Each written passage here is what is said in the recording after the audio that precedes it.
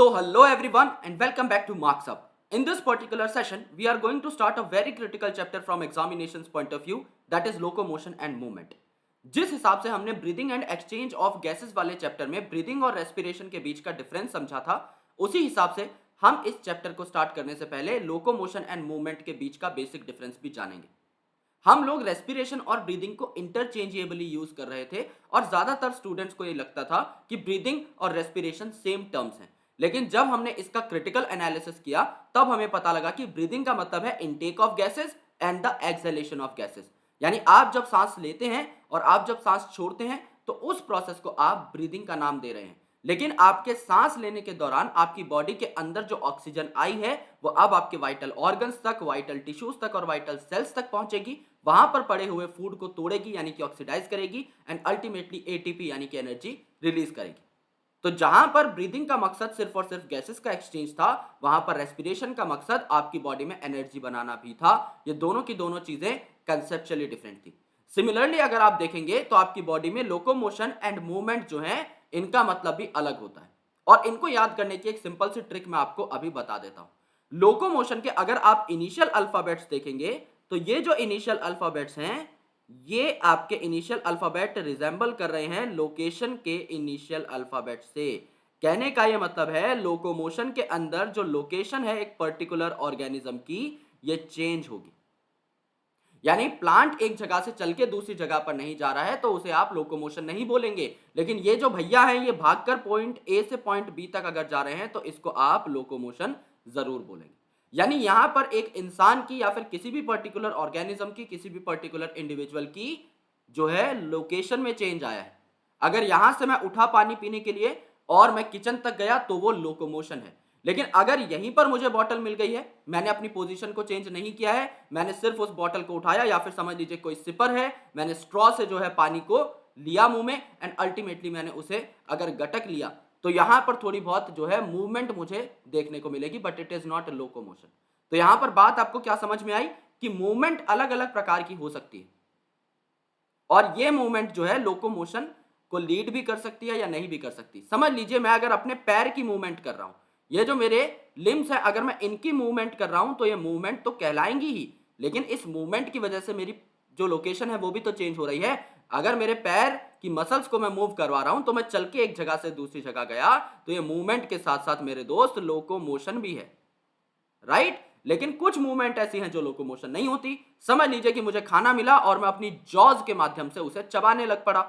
अगर मेरी जॉज को मैं मूव कर रहा हूं खाना चबाने के लिए तो ये मूवमेंट तो जरूर है, ये जॉज की मूवमेंट तो है ही, लेकिन क्या ये लोकोमोशन है? क्या खाना चबाते टाइम मैं यहां से उठ करके दूसरी जगह पर चला जाता हूं automatically? The answer is no. तो ये मूवमेंट तो है लेकिन जॉज में कोई लोकोमोशन नहीं होती। यानी आप अगर देखेंगे तो कुछ मूवमेंट होती हैं that can lead to locomotion, लेकिन कुछ मूवमेंट हो सकती हैं which can not lead to locomotion as well.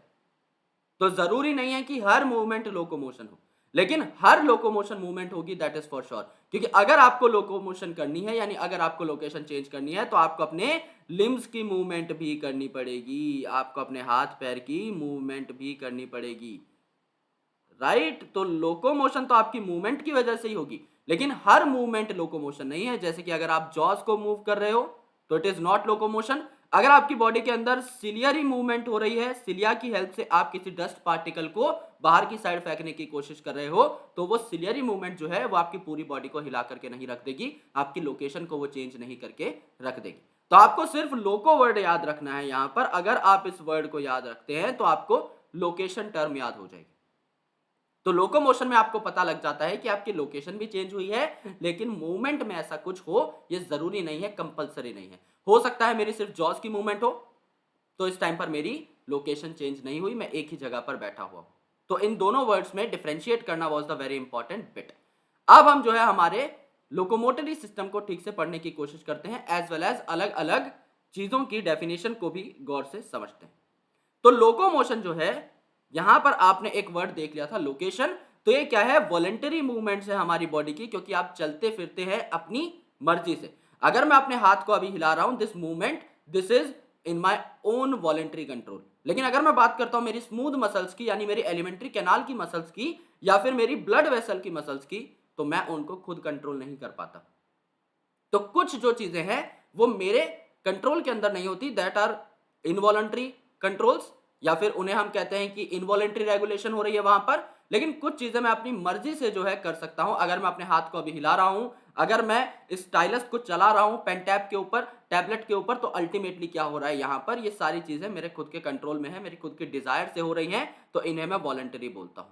यानी वॉलंटरी चीजें क्या होती हैं, जब मैं अपनी ओन डिजायर से कोई काम कर सकता हूं। तो यहां पर क्या है, चेंज इन लोकेशन, यहां पर लोकेशन चेंज होगी। जैसे कि ये भाई साहब अगर भाग रहे हैं तो ये पोजीशन ए से पोजीशन बी तक पहुंचेंगे, एंड अल्टीमेटली अगर इसकी लोकेशन में चेंज आ रही है तो ये लोकोमोशन शो कर रहा होगा, विच इज वॉलंटरी। आप ऐसा नहीं है कि एक जगह से उड़ के दूसरी जगह ऑटोमेटिकली पहुंच गए, आप अपनी मर्जी से इन जगह पर जाने की कोशिश करते हैं और तभी आप दूसरी जगह पर पहुंच पाते हैं। तो मूवमेंट जो है ये एक सिग्निफिकेंट फीचर है लिविंग बींग्स का, क्योंकि अगर आप नॉन लिविंग ऑर्गेनिजम्स को या नॉन लिविंग थिंग्स को देखें बेसिकली, या कोई डेड अगर ऑर्गेनिज्म है तो वो कभी मूव नहीं करता। तो जो लिविंग ऑर्गेनिजम्स हैं, जो लिविंग बींग्स हैं, सिर्फ यही मूव कर पाते हैं। अब आप सोचेंगे सर प्लांट तो कभी मूव नहीं करता। मेरे दोस्त, मैंने यहां पर लोकोमोशन टर्म का इस्तेमाल नहीं किया है, मैंने मूवमेंट टर्म का इस्तेमाल किया है। और मूवमेंट आपकी प्लांट में भी हो सकती है और एनिमल में भी हो सकती है और माइक्रोब्स में भी हो सकती है, राइट? तो मैंने यहां पर लोकोमोशन नहीं बोला, मैंने ये बिल्कुल नहीं बोला है कि आपका प्लांट एक जगह से चल के दूसरी जगह पर पहुंच जाएगा, लेकिन प्लांट के अंदर भी मूवमेंट तो हो ही सकती है ना। प्लांट में भी आपका पानी तो एक जगह से दूसरी जगह मूव कर ही रहा है, डिफ्यूजन के थ्रू गैसेस तो आपकी मूव कर ही रही हैं। उसके अलावा जो आपके लीव्स हैं वो भी हिलते डुलते हैं, वो भी मूव करते हैं। There are variety of things, variety of movements जो कि आपका प्लांट शो करता है। ओके, आपने फोटोट्रॉफिक मूवमेंट का नाम सुना होगा कि सन की तरफ जो आपका प्लांट मुड़ जाता है, तो that is called as phototropic movement, यानी लाइट की तरफ जो है आपका प्लांट मुड़ रहा है। तो मूवमेंट वर्ड का हमने यहां पर इस्तेमाल किया। आप छुई मुई के प्लांट को जब टच करते हैं, यानी टच मी नॉट प्लांट जो है, जिसका साइंटिफिक नाम है माइमोसा पुडिका, जब आप उसे टच करते हैं तो उसकी लीव्स बंद हो जाती हैं। तो that movement is just because of due to the change in osmolarity. लेकिन वहां पर भी मूवमेंट तो हो ही रही है। तो मूवमेंट के लिए हम प्लांट में बिल्कुल मना नहीं करेंगे, प्लांट में मूवमेंट हो सकती है, लोकोमोशन नहीं हो सकती, दैट इज ट्रू। तो बातों को गौर से समझना कि लिखा क्या हुआ है एनसीईआरटी में, एक एक वर्ड जो है एक कंसेप्ट को बिल्ड करता है। Animal and plant exhibit a wide range of movement. Animal और प्लांट में अलग अलग तरीके के मूवमेंट्स हो सकते हैं, जैसे कि streaming of protoplasm. Streaming of protoplasm आपने प्लांट के अंदर भी देखा था, जब हमने ट्रांसपोर्टेशन इन प्लांट वाला टॉपिक पढ़ा था। उस टाइम पर हम देख रहे थे कि जो सिम्प्लास्ट था उसके अंदर आपकी डायरेक्टली मेम्ब्रेन क्रॉस करके पानी चला जाता है एक सेल के अंदर, और एक सेल के अंदर जो मूवमेंट होती है वो प्रोटोप्लाज्मिक स्ट्रीमिंग के थ्रू होती है। यानी अगर मेरे पास एक बड़ा सा सेल है तो वो सेल जो है अपने प्रोटोप्लाज्म को, उसके अंदर जो कंटेंट है, इसको हिलाता रहेगा, घुमाता रहेगा, जिसे आप कहते हैं स्ट्रीमिंग ऑफ प्रोटोप्लाज्म। यानी अब जो प्रोटोप्लाज्म है वो हिलने डुलने लगा है। तो अगर प्रोटोप्लाज्म सेल में घूमता रहेगा तो एक जो पार्टिकल था वो आपका इस जगह से इस जगह भी जा सकता है, इस जगह से इस जगह भी आ सकता है, एंड सो ऑन। जिस हिसाब से आप बॉटल में बवंडर पैदा करते हैं उसी हिसाब से आपका प्रोटोप्लाज्म भी घूमता रहता है। तो उसके अंदर जो सस्पेंडेड पार्टिकल्स हैं वो एक जगह से दूसरी जगह जा सकते हैं, और ऑर्गेनेल्स का मोशन भी इसी हिसाब से हो सकता है। तो जो यूनिसेलुलर ऑर्गेनिजम्स हैं इनमें प्रोटोप्लाज्मिक स्ट्रीमिंग काफी हद तक देखने को मिलती है, जैसे कि अमीबा के अंदर। तो अमीबा सूडोपोडिया बनाता है, that is just because of the protoplasmic streaming. उसका प्रोटोप्लाज्म जो है वो आपका फ्लेक्सिबल हो जाता है और स्ट्रीम करके एक जगह से दूसरी जगह अलग अलग पार्टिकल्स को ले जा सकता है। तो यहां पर let's take into account some examples. यहां पर अगर समझ लीजिए मैं अमीबा बना देता हूं, तो पहली बात तो इसकी शेप इर्रेगुलर है। यहां पर कोई चीज आ गई, लेट्स से यहां पर कोई चीज अगर आ गई तो इस अमीबा के अंदर का जो प्रोटोप्लाज्म है ये इस हिसाब से घूमता रहेगा, इसे आप स्ट्रीमिंग बोलते हैं। और इस प्रोटोप्लाज्मिक स्ट्रीमिंग को आप लोग साइक्लोसिस का नाम भी देते हैं। तो साइक्लोसिस मतलब साइकिल में आपका जो प्रोटोप्लाज्म है घूमता है। तो ये जो पार्टिकल यहां पर था ये घूमते घूमते काफी बार यहां पर भी आ सकता है, एंड अल्टीमेटली यहां पर भी आ सकता है, एंड इनिशियल पॉइंट पे यहां पर भी आ सकता है। इसी हिसाब से ये पार्टिकल घूम सकता है, क्योंकि जब पूरा प्रोटोप्लाज्म ही अपनी पोजीशन को चेंज कर रहा है तो आपके जो पार्टिकल्स हैं प्रोटोप्लाज्म के अंदर ये भी अल्टीमेटली घूम सकते हैं। Okay, this is called as the cyclosis और द प्रोटोप्लाज्मिक स्ट्रीमिंग। अब देखो, ये जो साइक्लोसिस है ये सिंपल फॉर्म ऑफ मूवमेंट है, क्योंकि ये यूनिसेलुलर ऑर्गेनिजम्स में यूजुअली देखने को मिलता है। मूवमेंट ऑफ सिलिया अगर आप यहां पर देखेंगे और मूवमेंट ऑफ फ्लैजेला अगर आप यहां पर देखेंगे या फिर मूवमेंट ऑफ टेंटिकल्स देखेंगे तो ये भी काफी ऑर्गेनिजम्स शो करते हैं। जैसे सिलियरी मूवमेंट आपके अंदर भी हो सकती है। फ्लैजेलरी मूवमेंट जो है स्पर्मेटोजोआ के अंदर यानी स्पर्म्स के अंदर देखने को मिलती है। एज वेल एज जो टेंटिकल्स हैं हाइड्रा के अंदर आपको ये भी देखने को मिलता है कि हाइड्रा जो है अपनी प्रोटेक्शन भी कर सकता है वाया टेंटिकल्स, और काफी सारी चीजों को सेंस करने का भी ये काम करते हैं। तो जो टेंटिकल्स होते हैं हाइड्रा के ऊपर ये भी मूव करते रहते हैं। तो लोकोमोटरी स्ट्रक्चर जो हैं ये अलग भी हो सकते हैं, सेम भी हो सकते हैं, एंड मूवमेंट तो यहां पर होगी ही होगी। बिकॉज समझ लो मुझे कहीं पर चल के जाना है तो मेरे पैर की मूवमेंट तो होगी होगी, उस वजह से लोकोमोशन भी हो रहा है। इसीलिए आप इन दोनों टर्म्स को हमेशा साथ पढ़ते हो। जैसे कि ह्यूमन बीइंग जो है ये अलग अलग चीजों को मूव कर सकता है। मूवमेंट किस किस चीज में हो सकती है? लिम्स में। अब लिम्स में मूवमेंट होगी तो लोकोमोशन भी होगा, ये बात याद रखना।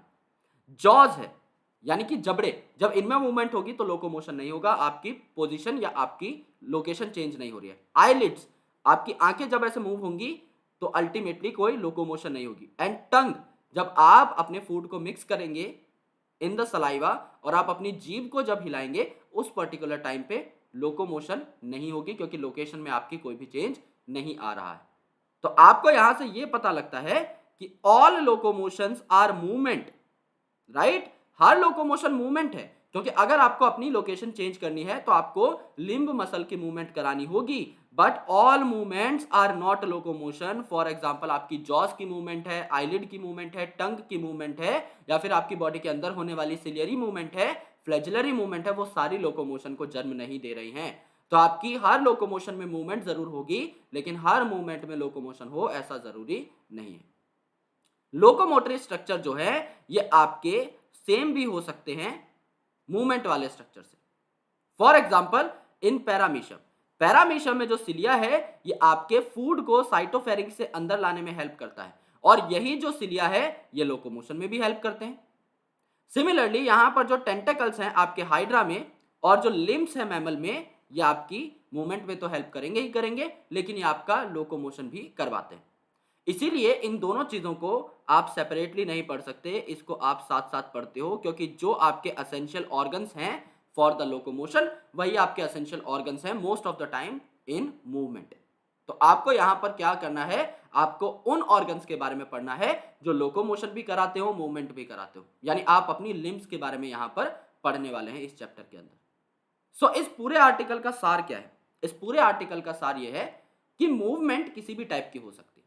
आपकी बॉडी का अगर एक छोटा सा पार्ट भी हिल रहा है दैट इज मूवमेंट। अगर मैं यहां पर बैठ के अपनी उंगली हिला रहा हूं then this is the movement of my finger, this is not the locomotion of my finger, क्योंकि इस लोकोमोशन की वजह से मेरी लोकेशन चेंज नहीं हो रही, तो लोकोमोशन टर्म यहां पे गलत हो जाएगी। लेकिन हाँ मूवमेंट तो ये है, साफ साफ दिखाई दे रही है कि उंगली हिल रही है, तो this is movement, but this is not locomotion, मैंने अपनी लोकेशन चेंज नहीं की है। लेकिन अगर मैं यहां से खड़ा होकर चलने लग जाता हूं तो मेरी जो लेग की मसल्स हैं वो मूव भी कर रही हैं, यानी ये मूवमेंट भी है, क्योंकि साफ साफ जो लेग है वो हिलता हुआ आपको दिखाई दे जाएगा, लेकिन इसकी वजह से मेरी लोकेशन भी चेंज हो रही है, सो it is also impacting the locomotion. तो ये दोनों चीजें हमें याद रखनी है कि हर मूवमेंट जो है लोकोमोशन नहीं होती, लेकिन अगर आप लोकोमोट कर रहे हो तो आप हिलते हुए दिख जाएंगे किसी को भी, यानी मूवमेंट तो 100% होगी होगी। तो यहां पर सिर्फ ये जो लास्ट लाइन है येलो कलर से मार्क्ड, ये आपके इंपॉर्टेंट है, ये आपको जानना। अदर देन दैट आपको यहां पर साइक्लोसिस का नाम जानना है कि आपके सूडोपोडिया जो बनते हैं अमीबा में, उसमें भी साइक्लोसिस का यानी साइटोप्लाज्मिक स्ट्रीमिंग का अच्छा खासा रोल है। पैरामीशियम के अंदर सिलिया होते हैं, ये हम अर्लियर बायोलॉजिकल क्लासिफिकेशन में पढ़ चुके हैं। उसके अलावा आपको अपनी लिम्स के ऊपर इस चैप्टर के अंदर फोकस करना होता है। ओके, अब देखो यार ह्यूमंस के अंदर किस किस टाइप की मोशंस हो सकती है। मैंने आपको बताया था कि ह्यूमंस के अंदर आपकी अमीबॉइड मोशन भी हो सकती है एंड सिलियरी मोशन भी हो सकती है, और मस्कुलर मूवमेंट तो होगी होगी जिसके थ्रू आप चल भी पाते हैं, यानी कि यहां पर मूवमेंट के साथ साथ क्या होगा, लोकोमोशन भी होगा। अगर आप मसल्स को मूव करते हो, वो भी स्पेशली लिम्स की मसल को, तो आप इससे चल भी पाएंगे, लोकोमोट भी कर पाएंगे। अमीबॉइड मूवमेंट की बात कर लेते हैं। अमीबॉइड मूवमेंट कहां पर होती है? हमने बात की थी बॉडी फ्लूइड्स एंड सर्कुलेशन में कुछ एसेंशियल WBCs की। हमारे जो व्हाइट ब्लड सेल हैं जो कि हमें प्रोटेक्शन प्रोवाइड करते हैं काफी सारे पैथोजन से, वो क्या करते हैं, पैथोजन को खा लेते हैं। किस हिसाब से? फैगोसाइटोसिस करके। तो ये क्या करते हैं मेरे दोस्त, सूडोपोडिया बना लेते हैं। जिस हिसाब से अमीबा में सूडोपोडिया बन रहा था, फॉल्स फीट बन रहा था, उसी हिसाब से ये जो आपके मैक्रोफेजेस हैं एंड जो ल्यूकोसाइट है, ये क्या कर लेते हैं, अमीबॉइड मूवमेंट से फैगोसाइटोसिस कर लेते हैं किसी भी पार्टिकल का या फिर किसी भी पैथोजन का। इस चीज को हम एक बार गौर से समझ लेते हैं। लेट्स से ये एक फॉरेन पार्टिकल है जो कि आपकी बॉडी में आने की कोशिश कर रहा है या फिर आपकी बॉडी में इन्वेड हो चुका है। This is the foreign particle. यहां पर कौन आया? यहां पर आपका मैक्रोफेज आया और मैक्रोफेज ने देखा कि यार ये पार्टिकल आ चुका है यहां पर। अब मैक्रोफेज जो है इसने क्या किया, इस पार्टिकल को एनगल्फ करने की कोशिश की, तो macrophage has change its shape. इस प्रकार से इसने मैक्रोफेज ने अपना फॉल्स फीट जो है जो निकाला एंड बाकी जो सेल है इस प्रकार से रहा। यानी इसने एक कोशिश की है कि ये इस पैथोजन को अपने अंदर इनकॉर्पोरेट कर ले। उसके बाद क्या होगा? उसके बाद अगर आप नेक्स्ट डायग्राम बनाएंगे तो ये जो आपका पैथोजन है ये जेन्युइनली इनकॉर्पोरेट कर लिया गया है इनसाइड द मैक्रोफेज। तो मैक्रोफेज के अंदर सच में ही ये जो आपका पैथोजन है ये आ चुका है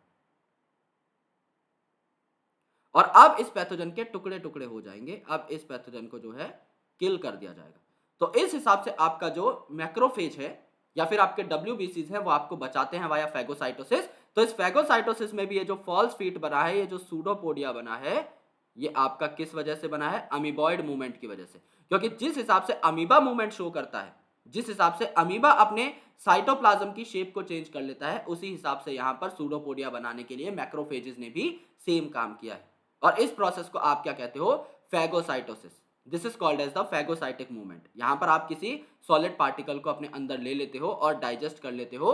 सो this is called as the phagocytic movement of macrophage. तो यहां पर भी आपका अच्छा खासा रोल है किसका? अमीबॉइड मूवमेंट का। तो अमीबॉइड मूवमेंट आपको देखने को मिली WBCs के अंदर। जो साइटोस्केलेटल एलिमेंट्स रहते हैं यानी आपके सेल के जो क्रिटिकल प्रोटीन्स हैं वो भी यहां पर हेल्प करते हैं। For example microfilaments.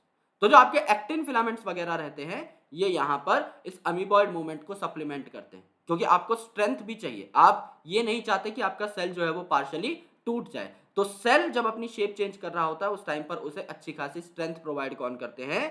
Cytoskeletal elements, और इनके स्ट्रेचिंग में भी हेल्प करते हैं।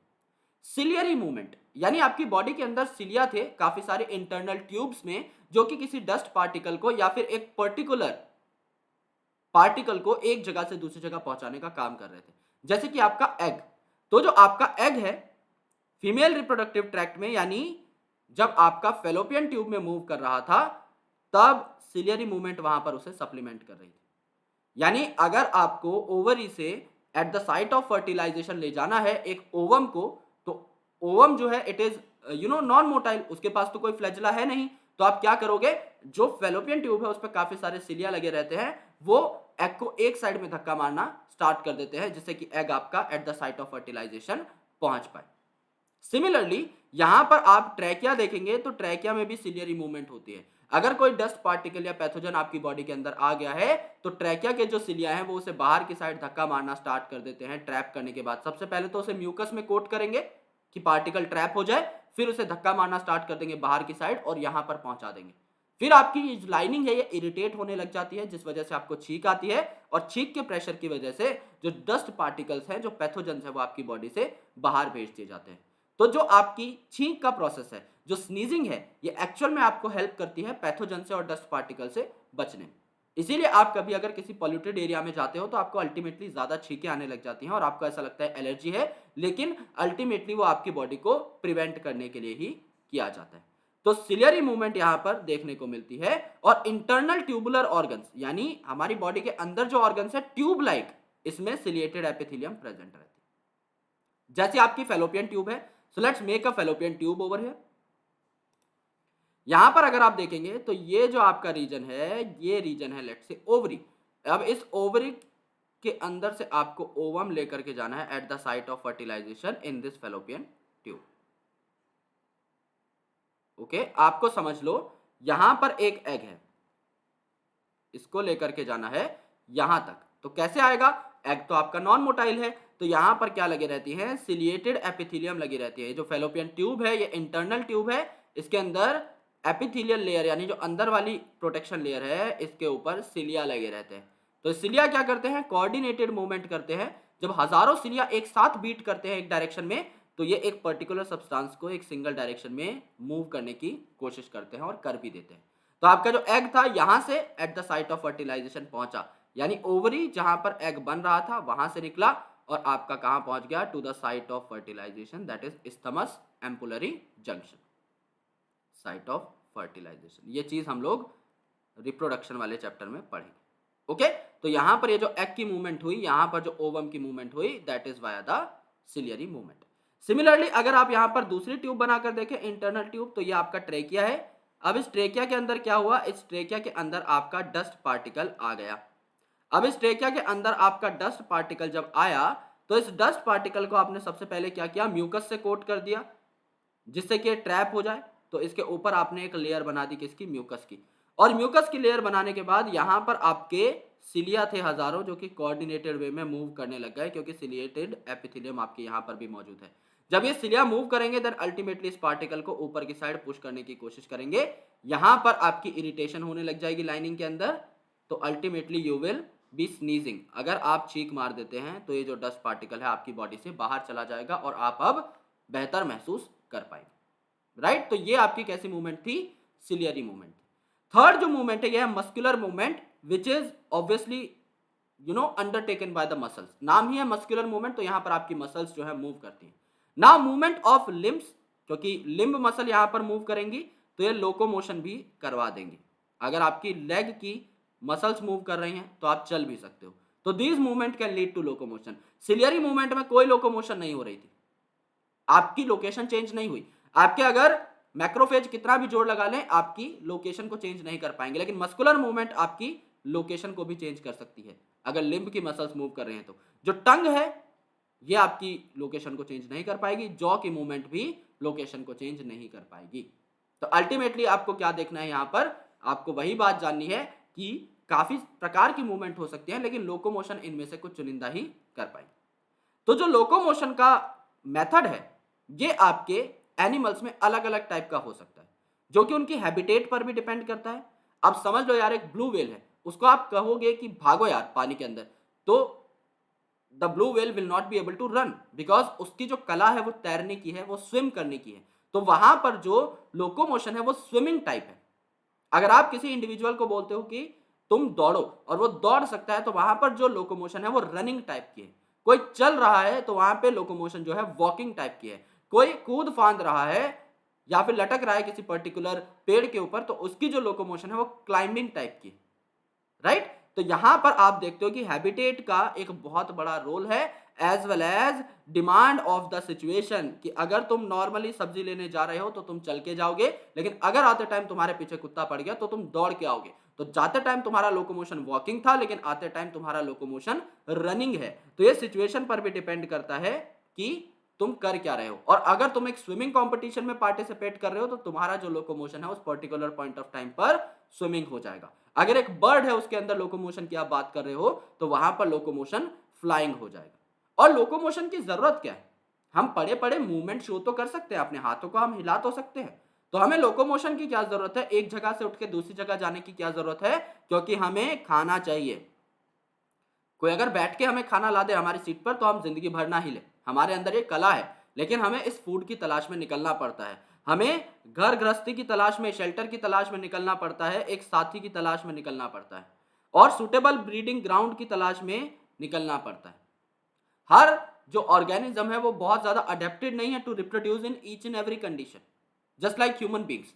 जैसे कुछ जो आपके इंडिविजुअल्स है, जैसे कि ब्रायोफाइट है, तो वो आपका सिर्फ पानी के पास ही ग्रो कर सकता है, because it is amphibian of plant kingdom, उसको फर्टिलाइजेशन प्रोसेसेस के लिए पानी चाहिए, राइट। तो सिमिलरली आपके जो एनिमल्स होते हैं इनको भी एक स्पेशल लोकेशन की जरूरत होती है, तो वो अपने ब्रीडिंग ग्राउंड्स को ढूंढते हैं। जैसे कचरा वगैरह जो होता है या जो भरा हुआ पानी है, वहां पर आपको मच्छर मक्खियां काफी प्रकार के देखने को मिल जाएंगे, क्योंकि वो उनके लिए सुटेबल ब्रीडिंग ग्राउंड है। तो वो ऐसी जगह पर ही जाकर जमा होते हैं जहां पर उनको अच्छी कंडीशंस मिल जाए फॉर रिप्रोडक्शन एंड परपेचुएशन। तो ब्रीडिंग ग्राउंड के लिए भी निकलते हैं, as well as for the favourable climatic condition. ऐसी जगह पर मैं जाऊं जहां पर मौसम भी काफी अच्छा हो, या फिर अपने आप को एनिमीज और प्रेडेटर से बचाऊं। ये सारी की सारी बातें बहुत जनरल है। कहने का मतलब है यहां पर अगर मैं एक लाइन में इस चीज को समराइज करना चाहूं कि कोई भी इंडिविजुअल क्यों लोकोमोट करता है, for the struggle of existence, उसे जिंदा रहना है, उसे खाना भी चाहिए, पानी भी चाहिए, मेटिंग भी करनी है, उसे सुटेबल ब्रीडिंग ग्राउंड भी चाहिए, अच्छी खासी रहने की जगह भी चाहिए जहां पे क्लाइमेट भी ऑप्टिमम हो। ये सारी की सारी चीजें आपकी स्ट्रगल ऑफ एग्जिस्टेंस में आ जाती हैं। तो आप एक लाइन में भी इसे समराइज कर सकते हो। लोकोमोशन में आपको परफेक्ट कोऑर्डिनेशन चाहिए रहती है आपके मसल्स की, यानी मस्कुलर सिस्टम की, क्योंकि आपकी मसल मूव करेंगी तभी तो आप लोकोमोट कर पाओगे।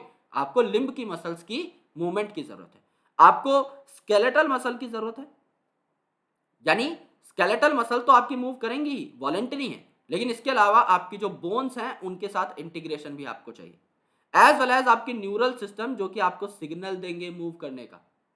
तो अगर आपकी हड्डियां फ्लेक्सिबल नहीं है या फिर आपके जो जॉइंट्स हैं वो नहीं ठीक से मूव कर रहे हैं, फ्लेक्सिबिलिटी वर्ड यहां पर ठीक नहीं है, जो जॉइंट्स अगर वो मूव नहीं कर रहे, स्टिफ हो गए हैं, तो भी आप लोकोमोट नहीं कर पाओगे। आपकी मसल्स अगर स्टिफ हो गई है, काम नहीं कर रही, तो भी आप लोकोमोट नहीं कर पाओगे।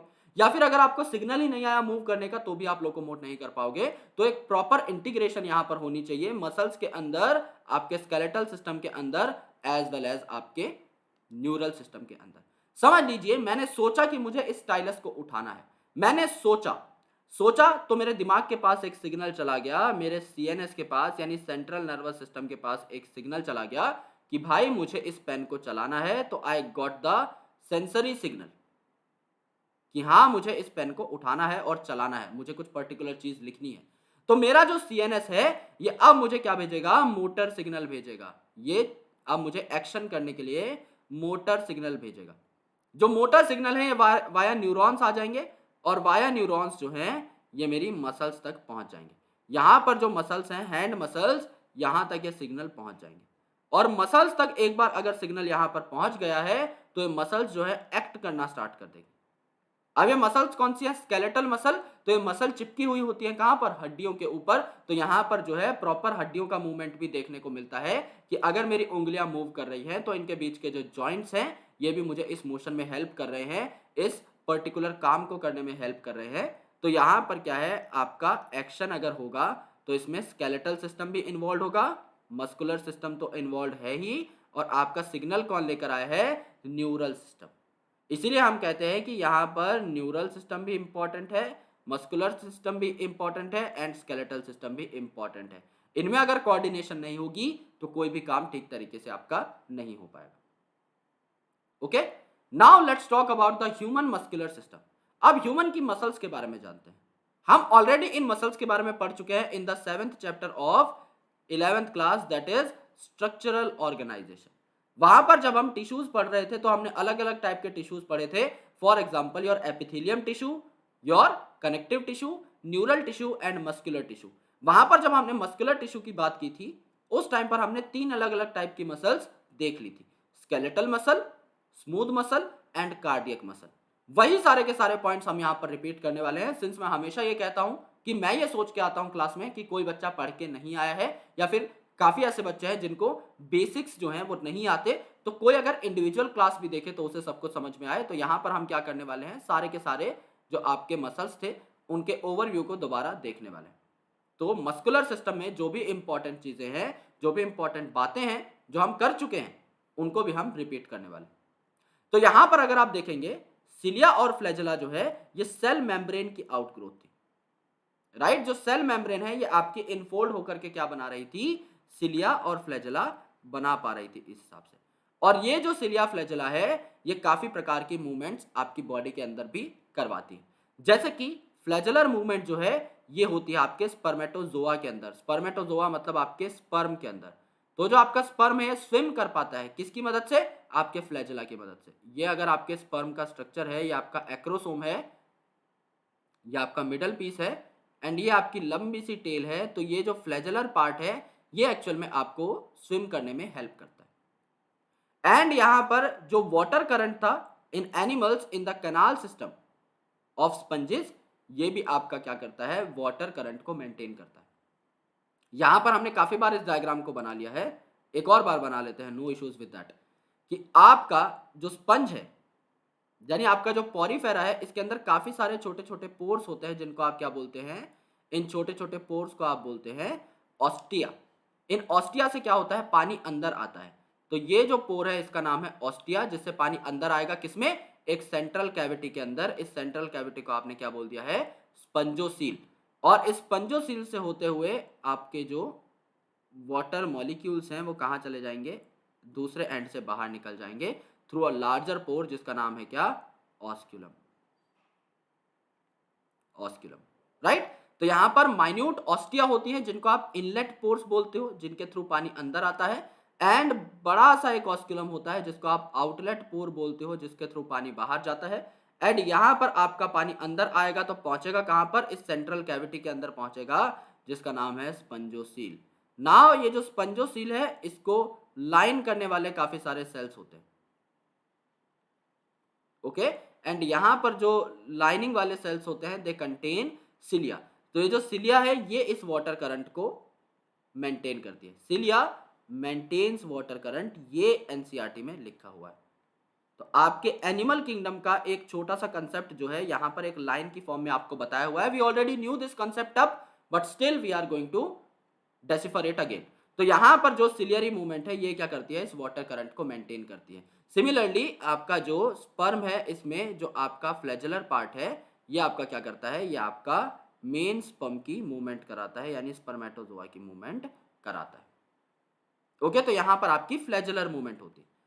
यही बताया गया है कि अलग अलग प्रकार की मूवमेंट यहां पर देखने को मिलती है ह्यूमंस के अंदर भी या फिर अलग अलग एनिमल्स के अंदर भी।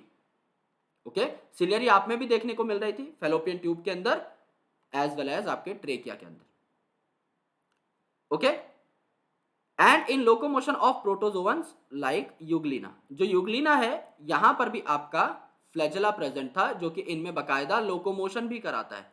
तो स्पंजिस के अंदर ये लोकोमोशन नहीं करा रहे थे सिलिया, लेकिन यहां पर अगर आप देखेंगे प्रोटोजोआ के अंदर तो यूग्लिना के अंदर बकायदा लोकोमोशन करा सकते हैं आपके फ्लैजेला। लेकिन हमारे अंदर जो मेन लोकोमोशन होती है ये आपके मसल के थ्रू होती है, वो भी लिम्ब की मसल के थ्रू। तो जो हमारी मसल्स हैं ये मीजोडर्मल है ओरिजिन में, M for muscles, M for mesodermal. तो जो हमारी मीजोडर्म लेयर है हमारी, we are having triploblastic organisation, तो हमारे अंदर एक्टोडर्म, एंडोडर्म और बीच में मीजोडर्म भी प्रेजेंट रहती है। तो जो मीजोडर्म लेयर है ये आपकी मसल्स को क्या करती है? ओरिजिनेट करती है। और ये जो मसल्स हैं ये हमारी बॉडी का ज्यादातर वेट बनाती हैं, यानी कि 40 to 50%, यानी अराउंड आधा जो भार है हमारी बॉडी का, that is just because of the muscles. In muscles में अलग अलग प्रॉपर्टीज होती हैं। For example excitability. जब मैंने आपको बताया था न्यूरॉन से सिग्नल आएगा, यानी आपके सेंट्रल नर्वस सिस्टम से सिग्नल आएगा और आपकी मसल तक पहुंचेगा तो आपकी मसल कॉन्ट्रैक्ट हो जाएगी। तो आपकी मसल को एक्साइट कौन कर सकता है? Neural signal.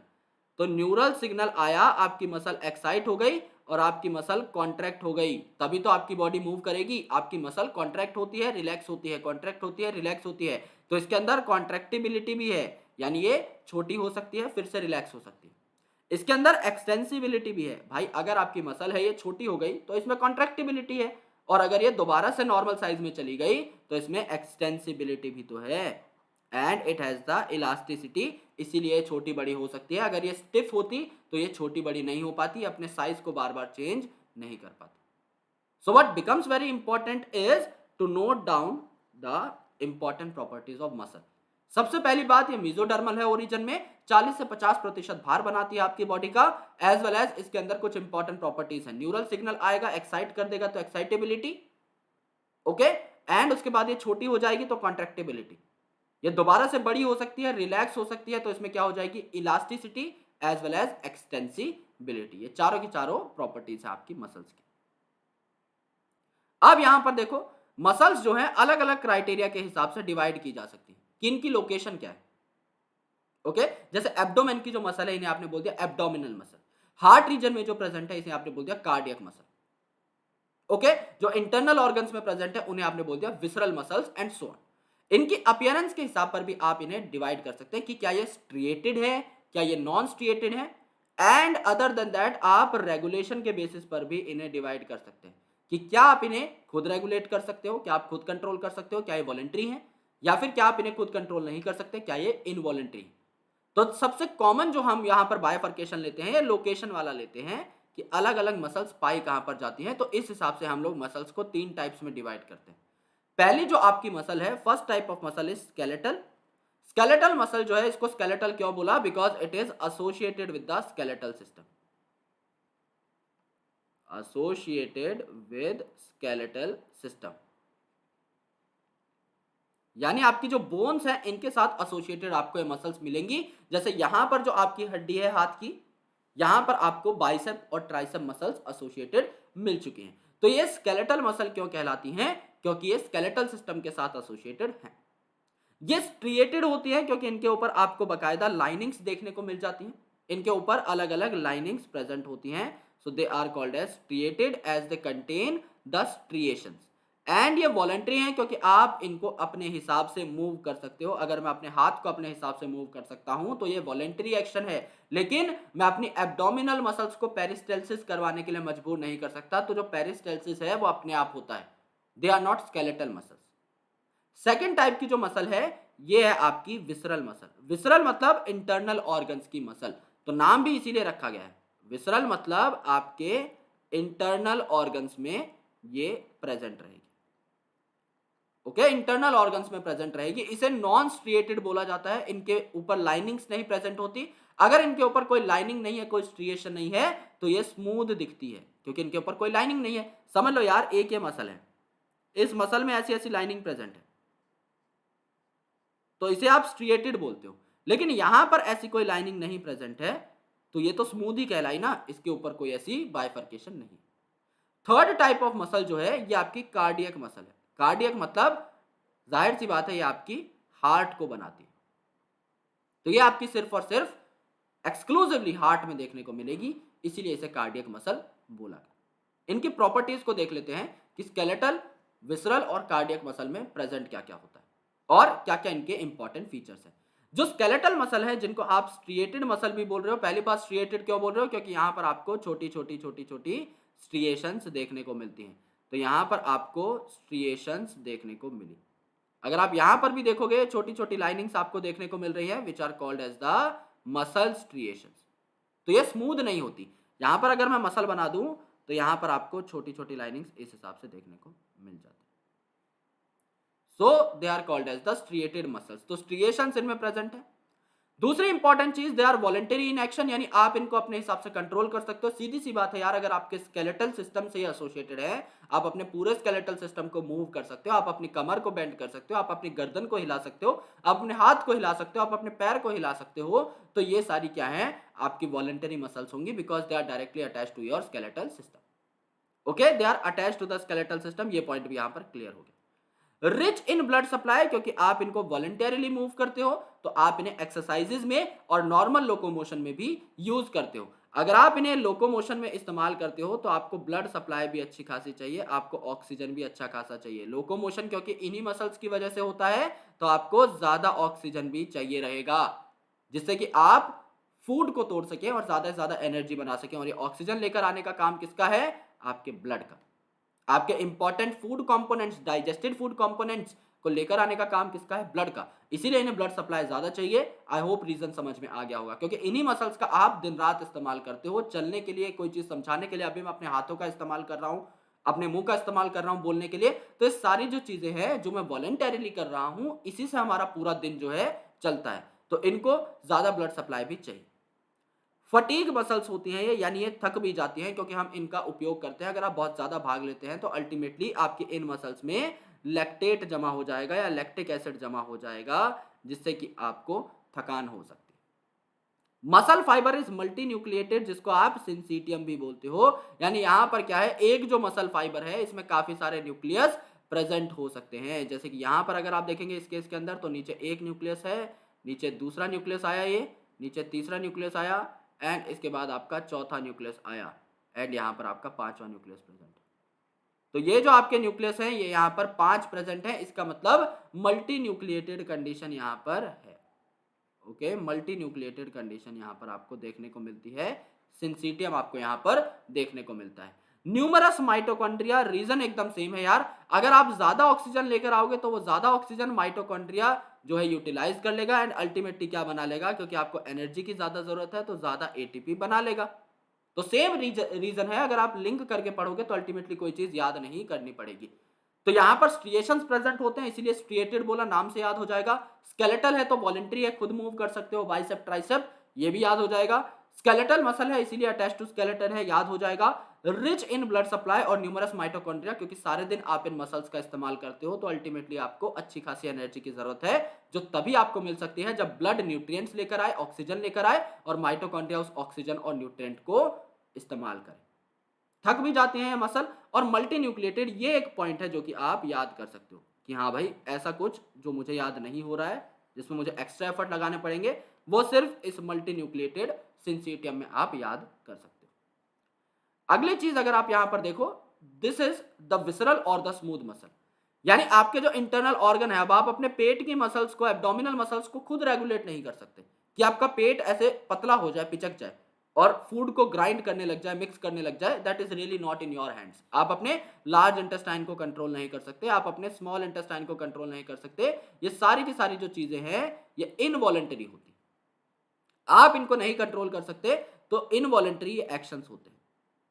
इन्हें स्मूथ मसल बोला गया। स्मूथ मसल क्यों बोला गया? क्योंकि स्ट्रिएशंस एब्सेंट है, एकदम आपका स्मूथ इस टाइप का सेल आपको देखने को मिल जाता है।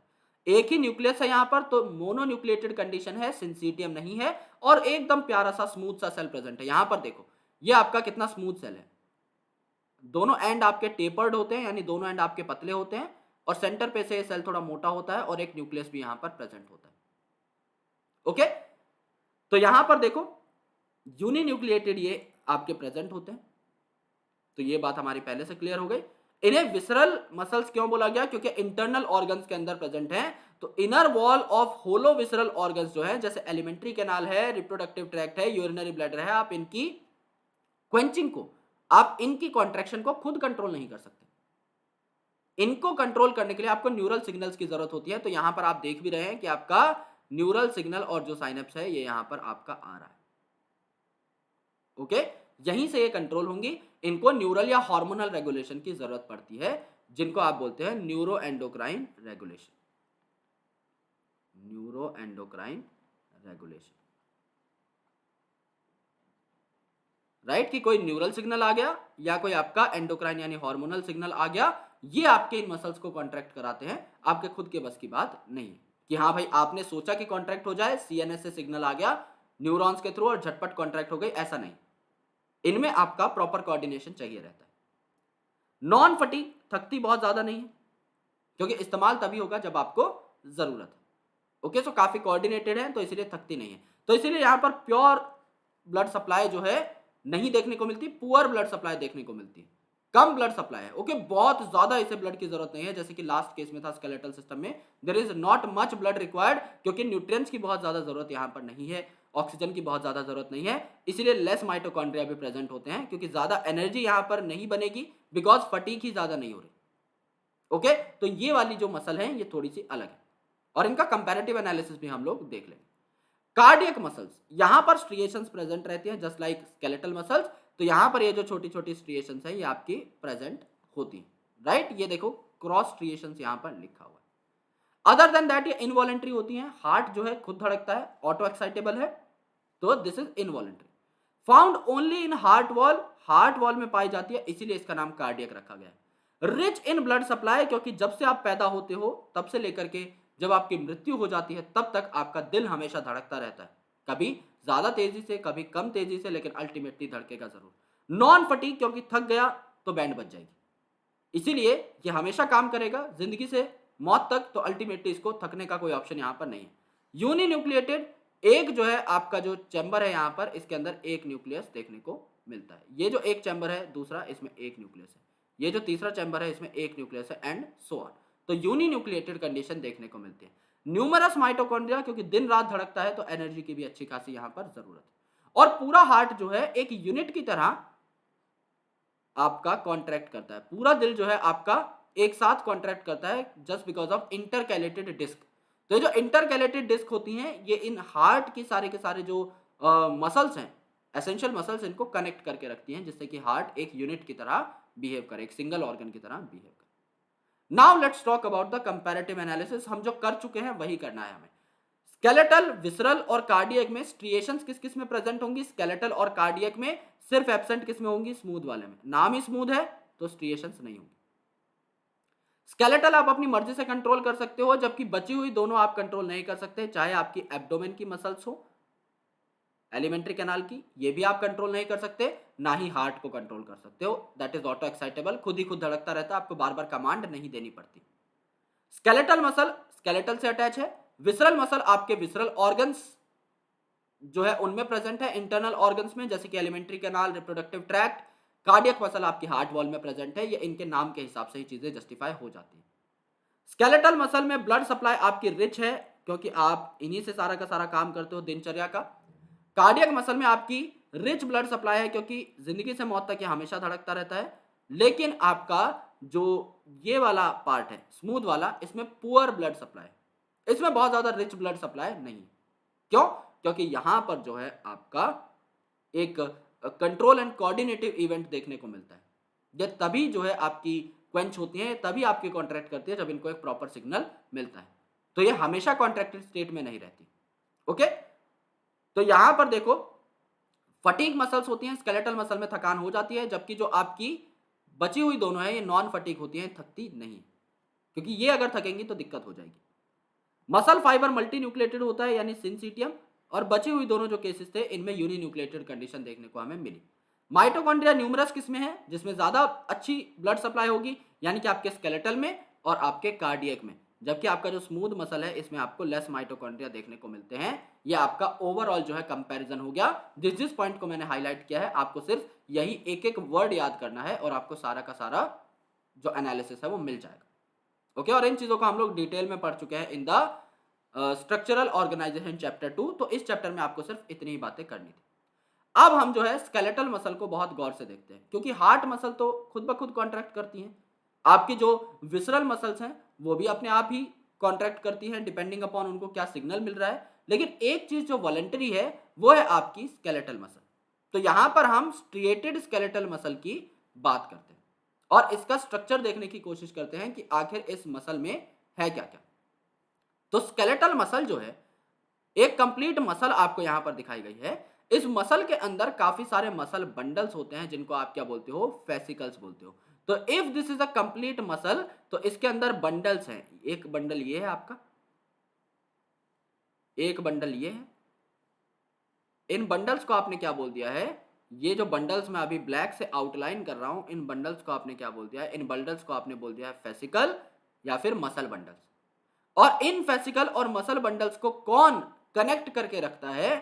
फेशिया नाम का कनेक्टिव टिश्यू कनेक्ट करके रखता है। तो फेशिया नाम का कॉमन कोलेजिनस कनेक्टिव टिश्यू लेयर इनको कनेक्ट करके रखता है। कोलेजिनस क्योंकि यहां पर इनको स्ट्रेंथ भी चाहिए, तो यहां पर इनके बीच में क्या प्रेजेंट है?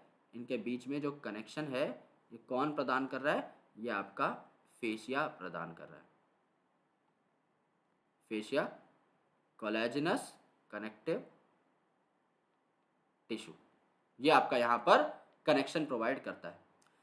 जो आपके फेसिकल्स हैं यानी कि जो मसल बंडल्स हैं, इनमें number of muscle fibre present है। अब ये जो मसल बंडल है इनमें ये जो छोटे छोटे राउंड स्ट्रक्चर्स हैं जो मैं बना रहा हूं रेड से, ये क्या है आपके? ये आपके मसल फाइबर है या फिर आपके मसल सेल्स। ओके, तो इनके अंदर छोटे छोटे मसल फाइबर होंगे। तो आपने मसल के अंदर मसल बंडल्स देखे और मसल बंडल के बाद आपने क्या देखे? आपने मसल फाइबर देखे। ओके, मसल फाइबर जो है इनकी एक मेम्ब्रेन रहती है। ऑब्वियसली हर सेल की जिस हिसाब से एक मेम्ब्रेन रहती है, यहां पर जो आपका मसल फाइबर है इसकी मेम्ब्रेन को आप क्या बोलेंगे? सार्कोलेमा। जो नॉर्मल सेल्स रहते हैं इनकी मेम्ब्रेन को आप क्या बोलते हो? प्लाज्मोलेमा। प्लाज्मोलेमा का मतलब क्या रहता है? Plasmolemma is equal to the plasma membrane. यानी आप अपनी सेल मेम्ब्रेन की जब बात करते हो या आप जब प्लाज्मा मेम्ब्रेन की बात करते हो तो उसको आप लोग कॉमन टर्म्स में प्लाज्मोलेमा भी बोल सकते हो। यहां पर जो आपका मसल फाइबर है उसकी मेम्ब्रेन को आप सार्कोलेमा बोलते हो और उसके साइटोप्लाज्म को आप सार्कोप्लाज्म बोलते हो। तो Sarco word is very specific for the muscle fibre. तो प्लाज्मोलेमा की जगह प्लाज्मा वर्ड हट गया, सार्कोलेमा आ गया। आपका प्रोटोप्लाज्म की जगह आपका सार्कोप्लाज्म आ गया। एंड सिमिलरली यहां पर जो एंडोप्लाज्मिक रेटिकुलम होता है उसको भी आप लोग एंडोप्लाज्मिक ना बोल करके सार्कोप्लाज्मिक रेटिकुलम बोलते हो। मसल फाइबर जो है यहां पर ये सिंसिटियम होता है, जो कि हमने देख लिया था। जो स्केलेटल मसल फाइबर था इसमें आपकी मल्टी न्यूक्लिएटेड कंडीशन देखने को मिलती है। Now each muscle fibre contains parallelly arrange myofilament, जिनको आप मायोफाइब्रिल्स भी बोलते हो, और इन मायोफिलामेंट का आपको स्ट्रक्चर देखना होता है फर्दर, राइट। तो ये आपकी मसल थी, ये जो आपकी मसल थी, आपकी एक कंप्लीट मसल, इसमें आपने देखा कि अलग अलग आपके मसल फाइबर प्रेजेंट है, जिसको आपने फेसिकल बोला। ये फेसिकल जो है आपके कोलेजिनस कनेक्टिव टिश्यू से कनेक्टेड है। यहाँ पर जो आपके कनेक्टिव टिश्यूज हैं, इनको आपने क्या बोल दिया है, इनको आपने फेशिया बोल दिया है। अब ये जो आपके मसल फाइबर्स थे, इनके अंदर अगर आप पर्टिकुलरली नोटिस करोगे तो आपको क्या देखने को मिल जाएंगे, आपको मायोफाइब्रिल्स देखने को मिल जाएंगे, which are itself present in the overall muscle fibre. Okay, तो मसल के अंदर मसल बंडल थे, मसल बंडल के अंदर मसल फाइबर, और इसमें छोटी छोटी जो यूनिट है, इनको आपने क्या बोल दिया है, इनको आपने मायोफाइब्रिल बोल दिया। तो ओवरऑल स्ट्रक्चर को एक बार देख लेते हैं इन द लास्ट डायग्राम। यहां पर देखो, यहां पर एक मसल के अंदर ये जो स्पेशली बंडल प्रेजेंट है गोल गोल, इसको आपने क्या बोला, मसल बंडल और फेसिकल। ये जो मसल बंडल और फेसिकल हैं, ये कनेक्टेड है इस रेड कोलेजिनस कनेक्टिव टिश्यू से, जिसका नाम क्या बोला आपने, फेशिया, जिसका नाम बोला आपने फेशिया। अब यहां पर इसके अंदर ये जो रेड रीजन है, which I am highlighting over here, ये जो आपके बंडल के अंदर, क्योंकि बंडल एक बड़ी चीज है और उसके अंदर जो पतली सी चीज प्रेजेंट है, इसे आपने क्या बोला, मसल फाइबर बोल दिया। ओके, और ये जो मसल फाइबर है, इसके अंदर जब आप पर्टिकुलरली जाएंगे तो आपको और स्ट्रक्चर्स देखने को मिल जाएंगे। इस मसल फाइबर की जो छोटी छोटी यूनिट्स हैं, इन्हें आप मायोफिलामेंट या मायोफाइब्रिल्स बोल देंगे। तो अगर आप यहां पर एक हायरार्की बनाना चाहें तो आप क्या बना सकते हैं, एक आपका मसल है, इस मसल के अंदर क्या प्रेजेंट है, मसल बंडल प्रेजेंट है, मसल बंडल प्रेजेंट है। मसल बंडल को आपने क्या बोला है, फेसिकल बोला है, और ये कनेक्टेड है वाया फेसिया। ये जो मसल बंडल था, इसके अंदर छोटे छोटे फाइबर्स हैं, जिसको आपने क्या बोला है, मसल फाइबर्स, और इन मसल फाइबर की जो छोटी यूनिट्स हैं, इनको आपने क्या बोला है, मायोफाइब्रिल्स या फिर मायोफिलामेंट्स। तो यहां पर क्या हो गया, मसल सबसे बड़ी, क्योंकि उसका हम स्ट्रक्चर पढ़ रहे हैं, देन मसल बंडल, बंडल एक बड़ी चीज है, सुनने में ही बड़ा लगता है, देन पतले पतले फाइबर्स हैं, एंड इन फाइबर्स का जब आप स्ट्रक्चर देखेंगे तो आपको मायोफाइब्रिल यहां पर देखने को मिलेगा, राइट। इन मसल फाइबर के अंदर पर्टिकुलरली आपको मायोफाइब्रिल देखने को मिल जाएंगे, जिन्हें आप मायोफिलामेंट भी बोल सकते हो, जिन्हें आप मायोफिलामेंट भी बोल सकते हो। अगर आप और थोड़ा डिटेल्ड एक डायग्राम बनाना चाहें तो आप डायग्राम भी बना सकते हैं, so that we could understand it in a better way, right. ये आपकी एक मसल है कंप्लीट। इस मसल के अंदर काफी सारे गोल गोल से स्ट्रक्चर्स हैं, तो इसमें से दो बना लेते हैं। ये जो गोल गोल से स्ट्रक्चर हैं, ये क्या है, आपके मसल बंडल्स, ये आपके मसल बंडल्स। अब ये जो मसल बंडल्स हैं, ये एक दूसरे से कनेक्टेड है। यहां पर मसल बंडल्स यानी कि जो फेसिकल्स हैं, ये कनेक्टेड है वाया अ कोलेजनस कनेक्टिव टिश्यू, जिसका नाम है फेसिया। ओके, इस मसल बंडल के अंदर अगर आप देखेंगे तो काफी सारे आपके क्या है,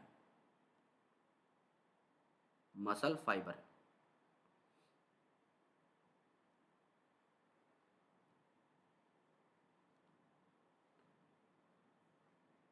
okay, these are your muscle fibres. इसमें से एक फाइबर को हम लोग थोड़ा सा बाहर निकाल के देख लें, एक्सटेंड करा करके। So this particular thing is the muscle fibre. Okay, इस मसल फाइबर के अंदर फिर पैरेलली अरेंज आपके मायोफाइब्रिल या मायोफिलामेंट आपको देखने को मिल जाता है।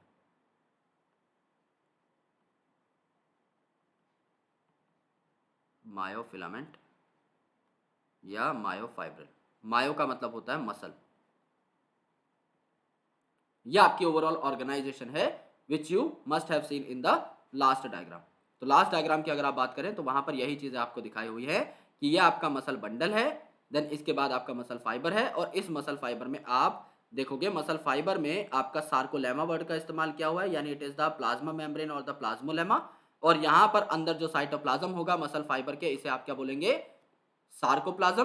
और यहाँ पर जो एंडोप्लाज्मिक रेटिकुलम होगा इसे आप बोलेंगे सार्कोप्लाज्मिक रेटिकुलम, जो कि कैल्शियम को स्टोर करता है, काफी सारे कैल्शियम आयन स्टोर करता है, क्योंकि कैल्शियम आयन का एक बहुत इंपॉर्टेंट रोल है in the muscle contraction and relaxation. तो इसको हम लोग पढ़ेंगे in the sliding filament theory कि कैल्शियम कैसे हेल्प करता है मसल की कॉन्ट्रेक्शन में, right. So this was about the structure of muscle. तो आपको बस ये याद रखना है कि छोटी यूनिट कौन सी है और बड़ी यूनिट कौन सी है। अब आपका थोड़ा सा टिपिकल पार्ट स्टार्ट होता है, इसको बहुत ही गौर से हमें सुनना है। अगर आप एक मायोफाइब्रिल का स्ट्रक्चर देखें तो इसके अंदर ऑल्टरनेट डार्क बैंड रहते हैं। डार्क का जो सेकंड अल्फाबेट है इट इज ए, तो इसे आप एन आइसोट्रोपिक या ए बैंड भी बोलते हैं।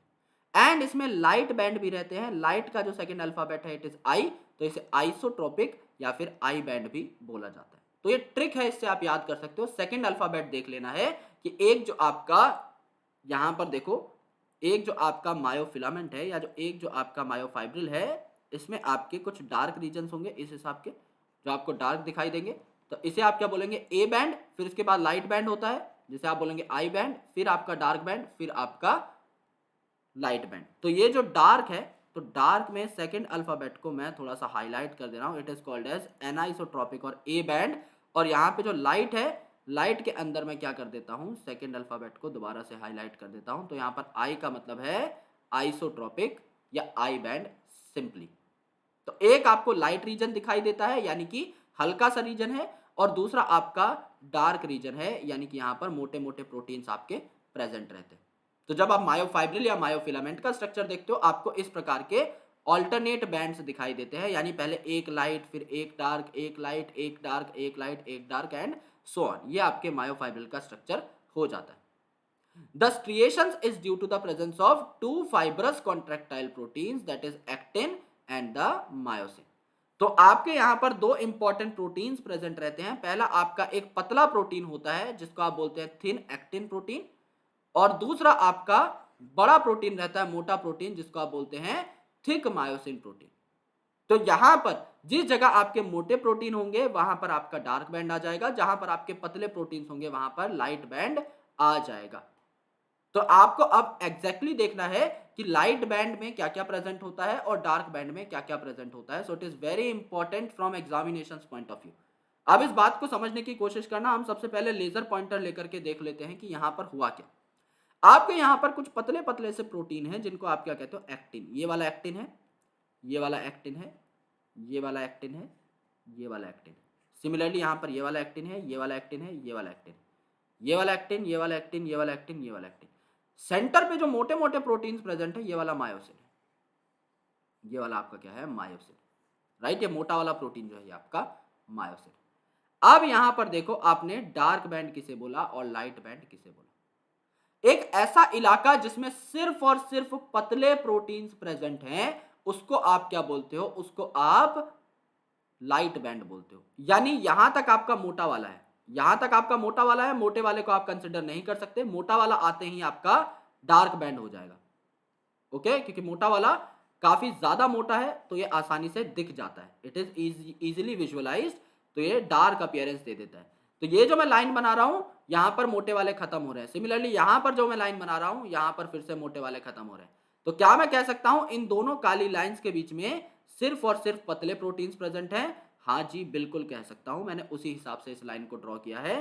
तो ये जो आपकी दो काली लाइंस हैं, जो दो ब्लैक लाइंस हैं, इनके बीच का जो आपका पार्ट है, इसे मैं क्या कह देता हूं, लाइट बैंड कह देता हूं, बिकॉज यहां पर only actins are present, only actins are present. इसे मैं लाइट बैंड कह देता हूं, तो सेकंड अल्फाबेट यानी मैं इसे आई बैंड कह देता हूं। यहां पर यही दिखाया हुआ है कि यहां पर जो रीजन है, देखो जहां पर मोटा वाला खत्म हो रहा है, और यहां पर जो रीजन है जहां पर मोटा वाला खत्म हो रहा है, इसके बीच के गैप को ही आई बैंड बोला गया है। हमने दूसरी डायरेक्शन में इसे पढ़ लिया है, ये एकदम बात करेक्ट है। आई बैंड क्यों बोला, क्योंकि सिर्फ पतले प्रोटीन्स यहां पर प्रेजेंट हैं, एक्टिन्स जिनको हम थिन प्रोटीन बोल रहे थे, सिर्फ ये यहां पर प्रेजेंट।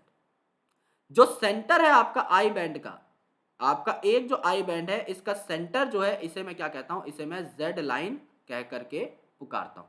तो यहां पर जो आपका टोटल डायमेंशन है, इसके सेंटर पे आप अगर एक लाइन बना देते हैं तो इसे मैं जेड लाइन बोल देता हूं। सिमिलरली दूसरा जो आई बैंड है, इसके सेंटर पर भी ये जो रीजन प्रेजेंट है, इसे मैं क्या बोल देता हूं, जेड लाइन बोल देता हूं, जो हमने डार्क ब्लैक कलर से बना रखी है। अब देखो यार, अब हम थोड़ा सा सेंटर की तरफ चलते हैं। सेंटर पे अगर हम देखेंगे तो ये बड़ा वाला प्रोटीन प्रेजेंट है, मोटा वाला प्रोटीन यहां से लेकर के यहां तक। तो यहां से लेकर यहां तक जो रीजन है जहां पर मोटे वाले का छोटा भी पार्ट है, यानी मोटा वाला अगर हल्का सा भी प्रेजेंट है तो वो डार्क कलर दे देता है। तो जहां तक आपका मोटा वाला प्रोटीन आएगा ना, जहां तक आपका मोटा वाला प्रोटीन आएगा यहां तक, इसे हम क्या बोल देंगे, यहां तक। देखो तो मैं एक लाइन ड्रॉ कर लेता हूं, एक इस ब्लैक वाली के जस्ट पैरेलल में, कि ये जो आपकी रेड लाइन है जहां पर मोटा वाला एंटर कर चुका है, एंड यहां पर ये जो रेड लाइन है जहां पर मोटा वाला एंटर कर चुका है, इन दो रेड लाइन के बीच के स्पेस को मैं क्या बोलता हूं, इन दो रेड लाइन के बीच के स्पेस को मैं बोलता हूं A band. Okay, A band क्यों बोला, क्योंकि ये वाली जो डायमेंशन है यहाँ पे ओनली जो आपके मोटे वाले हैं ये प्रेजेंट है। ओके, तो इसे मैं ए बैंड बोल देता हूं, यानी कि इसे मैं डार्क बैंड बोल देता हूं। डार्क कलर क्यों आया, मोटे वाले प्रोटीन यानी मायोसिन की प्रेजेंस की वजह से। लेकिन एक बात यहां पर देखने लायक है कि यहां पर मायोसिन तो है, यहां पर एक्टिन भी प्रेजेंट हो सकता है। देखो यहां पर एक्टिन हल्का सा ओवरलैप हो रहा है, राइट। तो ये मसल जो है, ये जो आप मायोफिलामेंट देख रहे हैं, ये रिलैक्स्ड स्टेट में है। अगर ये रिलैक्स्ड स्टेट में है ना मेरे दोस्त, तो यहाँ पर क्या हो सकता है, यहाँ पर जो आपका डार्क बैंड है इसमें आप मायोसिन के साथ साथ, जो डार्क बैंड है इसमें मायोसिन के साथ साथ थोड़ा बहुत एक्टिन भी देख सकते हो। मायोसिन के साथ साथ एक्टिन भी देखने को मिलता है। मायोसिन तो कंपलसरी है ही, ये आते ही तो बैंड डार्क हुआ है, लेकिन आपका हल्का सा एक्टिन भी आपको दोनों एजेस पे देखने को मिला। और यहां पर एक सेंटर पे जोन प्रेजेंट रहता है जहां पे सिर्फ और सिर्फ क्या है, मायोसिन है। ये ऊपर से नीचे तक देखो, यहां पर सिर्फ और सिर्फ मायोसिन है। जो एक्टिन थे यहां पर खत्म हो चुके हैं।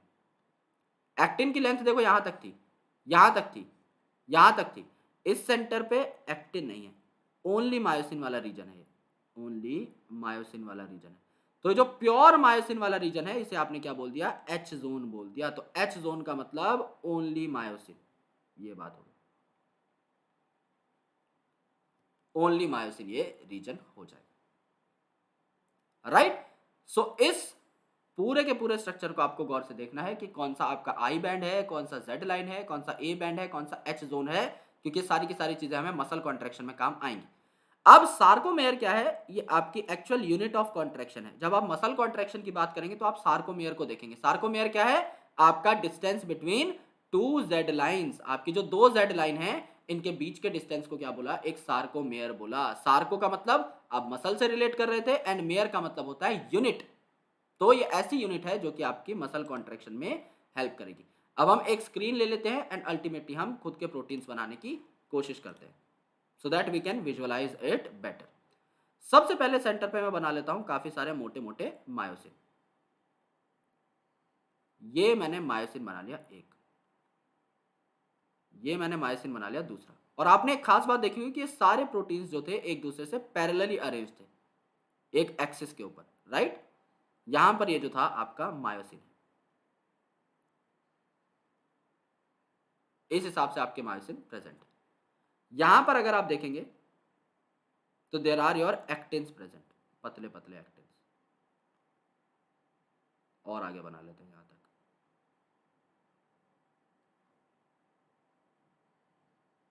ये आपका एक्टिन हो जाएगा।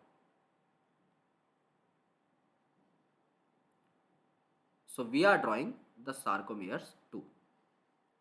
तो इसको हम लोग फर्दर लेबल करेंगे, पहले एक बार बना लेते हैं, after that we are going to label this up.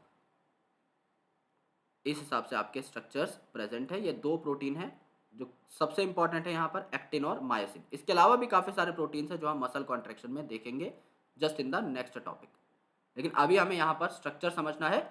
So let's talk about that in detail. यहाँ पर और मायोसिन बनाने पड़ेंगे बिकॉज पूरी की पूरी मसल की यहाँ पर बात हो रही है, तो और मायोसिन बनाने पड़ेंगे बिकॉज मायोफाइब्रिल यार काफ़ी लंबा है। तो सिर्फ एक यूनिट को अगर हम देख लें दैट इज नॉट ऑप्टिमम, थोड़े से ज़्यादा पार्ट्स हमें यहाँ पर बनाने पड़ेंगे ही पड़ेंगे। ऑल राइट, यहाँ पर देखो, अब मेरी बात को बहुत गौर से समझना। अगर एक भी मायोसिन आ जाता है, अगर एक भी मायोसिन का पार्ट आ जाता है तो ये आपका डार्क कर देगा बैंड को। तो मायोसिन तो हमें चाहिए ही नहीं, यानी जहां पर मायोसिन नहीं है सिर्फ वो पार्ट आपका लाइट रहेगा। तो सबसे आसान किस चीज को हाईलाइट करना है यहाँ पर, लाइट पार्ट को। तो सबसे पहले मैं लाइट पार्ट को हाईलाइट कर देता हूं। यहां पर मायोसिन खत्म हो रहा है, तो ये वाला आपका लाइट रीजन हो जाएगा। यहां पर मायोसिन खत्म हो रहा है, ये आपका लाइट रीजन हो जाएगा, क्योंकि मोटा प्रोटीन यहां पर नहीं है। सिमिलरली यहां पर आपका मायोसिन खत्म हो रहा है, तो आपका लाइट रीजन हो जाएगा। यहां पे मायोसिन खत्म हो रहा है, तो ये आपका लाइट रीजन हो जाएगा। बात समझ पा रहे हो? अब यहां पर इस डिस्टेंस को मैंने क्या बोला, इस पूरे डिस्टेंस को मैंने बोला लाइट बैंड। सेकंड अल्फाबेट क्या है, आई, तो इसे मैंने आई बैंड बोल दिया। सिमिलरली ये आपका जहां पर सिर्फ और सिर्फ एक्टिन प्रेजेंट है, इसे मैंने क्या बोल दिया, आई बैंड बोल दिया। तो आई बैंड में ओनली एक्टिन होते हैं, इसमें मुझे कोई तकलीफ नहीं है, क्योंकि अगर मायोसिन हो जाएगा मोटा वाला बैंड तो ये ऑटोमेटिकली डार्क हो जाएगा। तो मायोसिन तो मुझे एक्सक्लूड करना ही करना है, जहां पर सिर्फ एक्टिन होंगे वहीं आई बैंड हो सकता है। तो आई बैंड हुआ सिर्फ एक्टिन वाला, आसानी से पकड़ में आ गया। अब इसके सेंटर पे एक लाइन बना देता हूं, बहुत ही गाढ़ी गाढ़ी सी, राइट, एक मोटी सी लाइन बना देता हूं। सो ये जो आपकी लाइन है स्काई ब्लू कलर की, इसको मैंने क्या बोल दिया, the centre of I band बोल दिया। और यहां पर ये जो दूसरी वाली लाइन है, इसको मैंने क्या बोल दिया, the centre of I band बोल दिया। तो इसको मैंने बोल दिया है जेड लाइन, और यहां पर भी इसको मैंने बोल दिया है स्काई ब्लू वाली को जेड लाइन। इसके अलावा दो चीजों को मैं यहाँ पर पर्टिकुलरली हाईलाइट कर देता हूँ। ये जो मोटा वाला है, इसको मैं मायोसिन का नाम दे देता हूँ, जिससे अगर आप स्क्रीनशॉट लें तो आपको कंफ्यूजन ना हो फर्दर पढ़ते टाइम। पतले वाले को मैंने एक्टिन बोल दिया। अब यहाँ पर ये जो जेड लाइन है, इन दोनों के बीच का जो स्पेस रहता है, यानी एक जेड लाइन से दूसरे जेड लाइन के बीच का जो स्पेस है, इसे मैं क्या बोल देता हूँ, सार्कोमेयर बोल देता हूँ। The unit of muscle contraction, इसे मैं सार्कोमेयर बोल देता हूँ। इसी पे पूरी चर्चा होगी आगे स्लाइडिंग फिलामेंट थ्योरी के अंदर। अब देखो यार क्या हुआ, अब यहां पर आपका जो मोटा वाला बैंड है, ये जहां पर भी प्रेजेंट होगा, जहां पर हल्का सा भी मोटा वाला बैंड आ गया, ये जो आपका बैंड है ये क्या कहला जाएगा, डार्क। क्योंकि मैंने कहा था हल्का सा भी मोटा आते हैं डार्क हो जाएगा। डार्क का मतलब ए बैंड, तो ये आपका एनआइसोट्रोपिक या ए बैंड कहलाता है। लेकिन ए बैंड में भी दो चीजें हैं, ए बैंड में भी आपका हल्का सा एक्टिन है और आपका बहुत सारा मायोसिन है। तो यानी यहां पर एक्टिन और मायोसिन के कॉम्बिनेशन है। यहां पर आपका कुछ पार्ट ऐसा है जहां पर प्योर मायोसिन है। अब यहां पर एक्टिन खत्म हो रहे हैं लाल कलर वाले सेंट्रल पार्ट में, यहां पर सिर्फ और सिर्फ मायोसिन प्रेजेंट है, यहां पर सिर्फ और सिर्फ मायोसिन प्रेजेंट है। तो ये वाला जो जोन है मेरे दोस्त, ये जो प्यारा सा छोटा सा जोन बनाया मैंने सेंटर पे, इसे मैंने क्या बोल दिया, एच जोन। यहां पर ओनली मायोसिन प्रेजेंट है, यहां पर ओनली मायोसिन प्रेजेंट है। बात समझ में आई? यहां पर सिर्फ मायोसिन प्रेजेंट है। ये आपके सार्कोमेयर का डायग्राम है, या फिर आप कह सकते हो एक माइक्रोफाइब्रिल जो था या फिर मायोफाइब्रिल जो था, उसके स्ट्रक्चर को हमने देखा और उसके अंदर हमने सार्कोमेयर को डिटेल में समझा। तो अब आपको चार चीजें क्लियर हो जानी चाहिए, A band, I band, Z zone and H zone. ये सारी चीजें आपको याद हो जानी चाहिए। ओके, तो जेड लाइन के बीच का जो जेड जोन है, जिसे हम सार्कोमेयर बोल रहे हैं, एच जोन जिसमें सिर्फ मायोसिन है, ए बैंड जिसमें एक्टिन प्लस मायोसिन है, एंड आई बैंड जिसमें सिर्फ ओनली एक्टिन है। ये चारों बातें आपको याद हो जानी चाहिए। Okay, because it is very important to understand the sliding filament theory. अगर हमें ये बातें याद नहीं रहेंगी तो स्लाइडिंग फिलामेंट थ्योरी कभी भी समझ में नहीं आएगी। ओके, तो यहां पर देखो यार, यहां पर आई बैंड जो है it contain actin protein only, लेकिन जो ए बैंड है इसमें आपका मायोसिन भी होता है प्लस एक्टिन भी हो सकता है। Both the proteins are arranged as rod-like structure parallel to each other and also to the longitudinal axis of microfibril या myofibril। यानी अगर आपका मायोफाइब्रिल इसी डायरेक्शन में ग्रो कर रहा है, तो यहां पर एक तो एक्सिस हो गई, इस एक्सिस के पैरेलल में ही सारे के सारे प्रोटीन प्रेजेंट है। आपका मायोसिन भी ऐसा ही है, फिर एक्टिन, फिर myosin, actin myosin, actin myosin, सारी की सारी चीजें क्या है आपकी पैरेलल है। यही आपको यहां पर बताया गया, और ये सारी चीजें हमने बनाकर भी देखी है बाकायदा अपने हाथ से। तो इस प्रकार की ऑर्गेनाइजेशन आपको देखने को मिलती है। ऊपर बहुत ही प्यारे तरीके से दिखाया गया है कि ये देखो, ये आपका डार्क जोन है, ये आपका डार्क जोन है यानी ए बैंड, फिर ये आपका आई बैंड है, लाइट कलर का दिखाई दे रहा है, ये आपका लाइट बैंड है। लाइट बैंड के सेंटर पर ये जो आपको छोटी सी चीज दिखाई दी, आपकी क्या है, जेड लाइन है, जाहिर सी बात है। फिर ये जो है ये पूरा का पूरा आपका डार्क जोन है। और ये डार्क जोन के सेंटर पर आपका हल्का सा जो जोन प्रेजेंट है ये आपका एच जोन, जहां पे सिर्फ और सिर्फ मायोसिन आपको देखने को मिलते हैं। ये सारी चीजें हम लोग पढ़ चुके हैं, वही बात है। जैसे कि यहाँ पर देखो ये आपका लाइट रीजन है, लाइट रीजन है तो ये सेंटर पे लाइन होगी क्या है, जेड लाइन। यहाँ पर आपका फिर फर्दर जहां पर सिर्फ आपके मायोसिन स्टार्ट है वहां पर आपका डार्क जोन, एंड अल्टीमेटली जहां पर सिर्फ मायोसिन है ये आपका एच जोन हो जाए। And this diagram we have already taken into account कि यहां से यहां तक का आपका लाइट जोन है, यहां से यहां तक का आपका पूरा का पूरा, यहां से यहां तक का जहां पर आपका मायोसिन एंटर कर रहा है ये आपका डार्क बैंड है या ए बैंड है। इसके सेंटर पर जो रीजन है ये वाला जहां पे सिर्फ मायोसिन है ये आपका एच जोन है। We have already talked about that.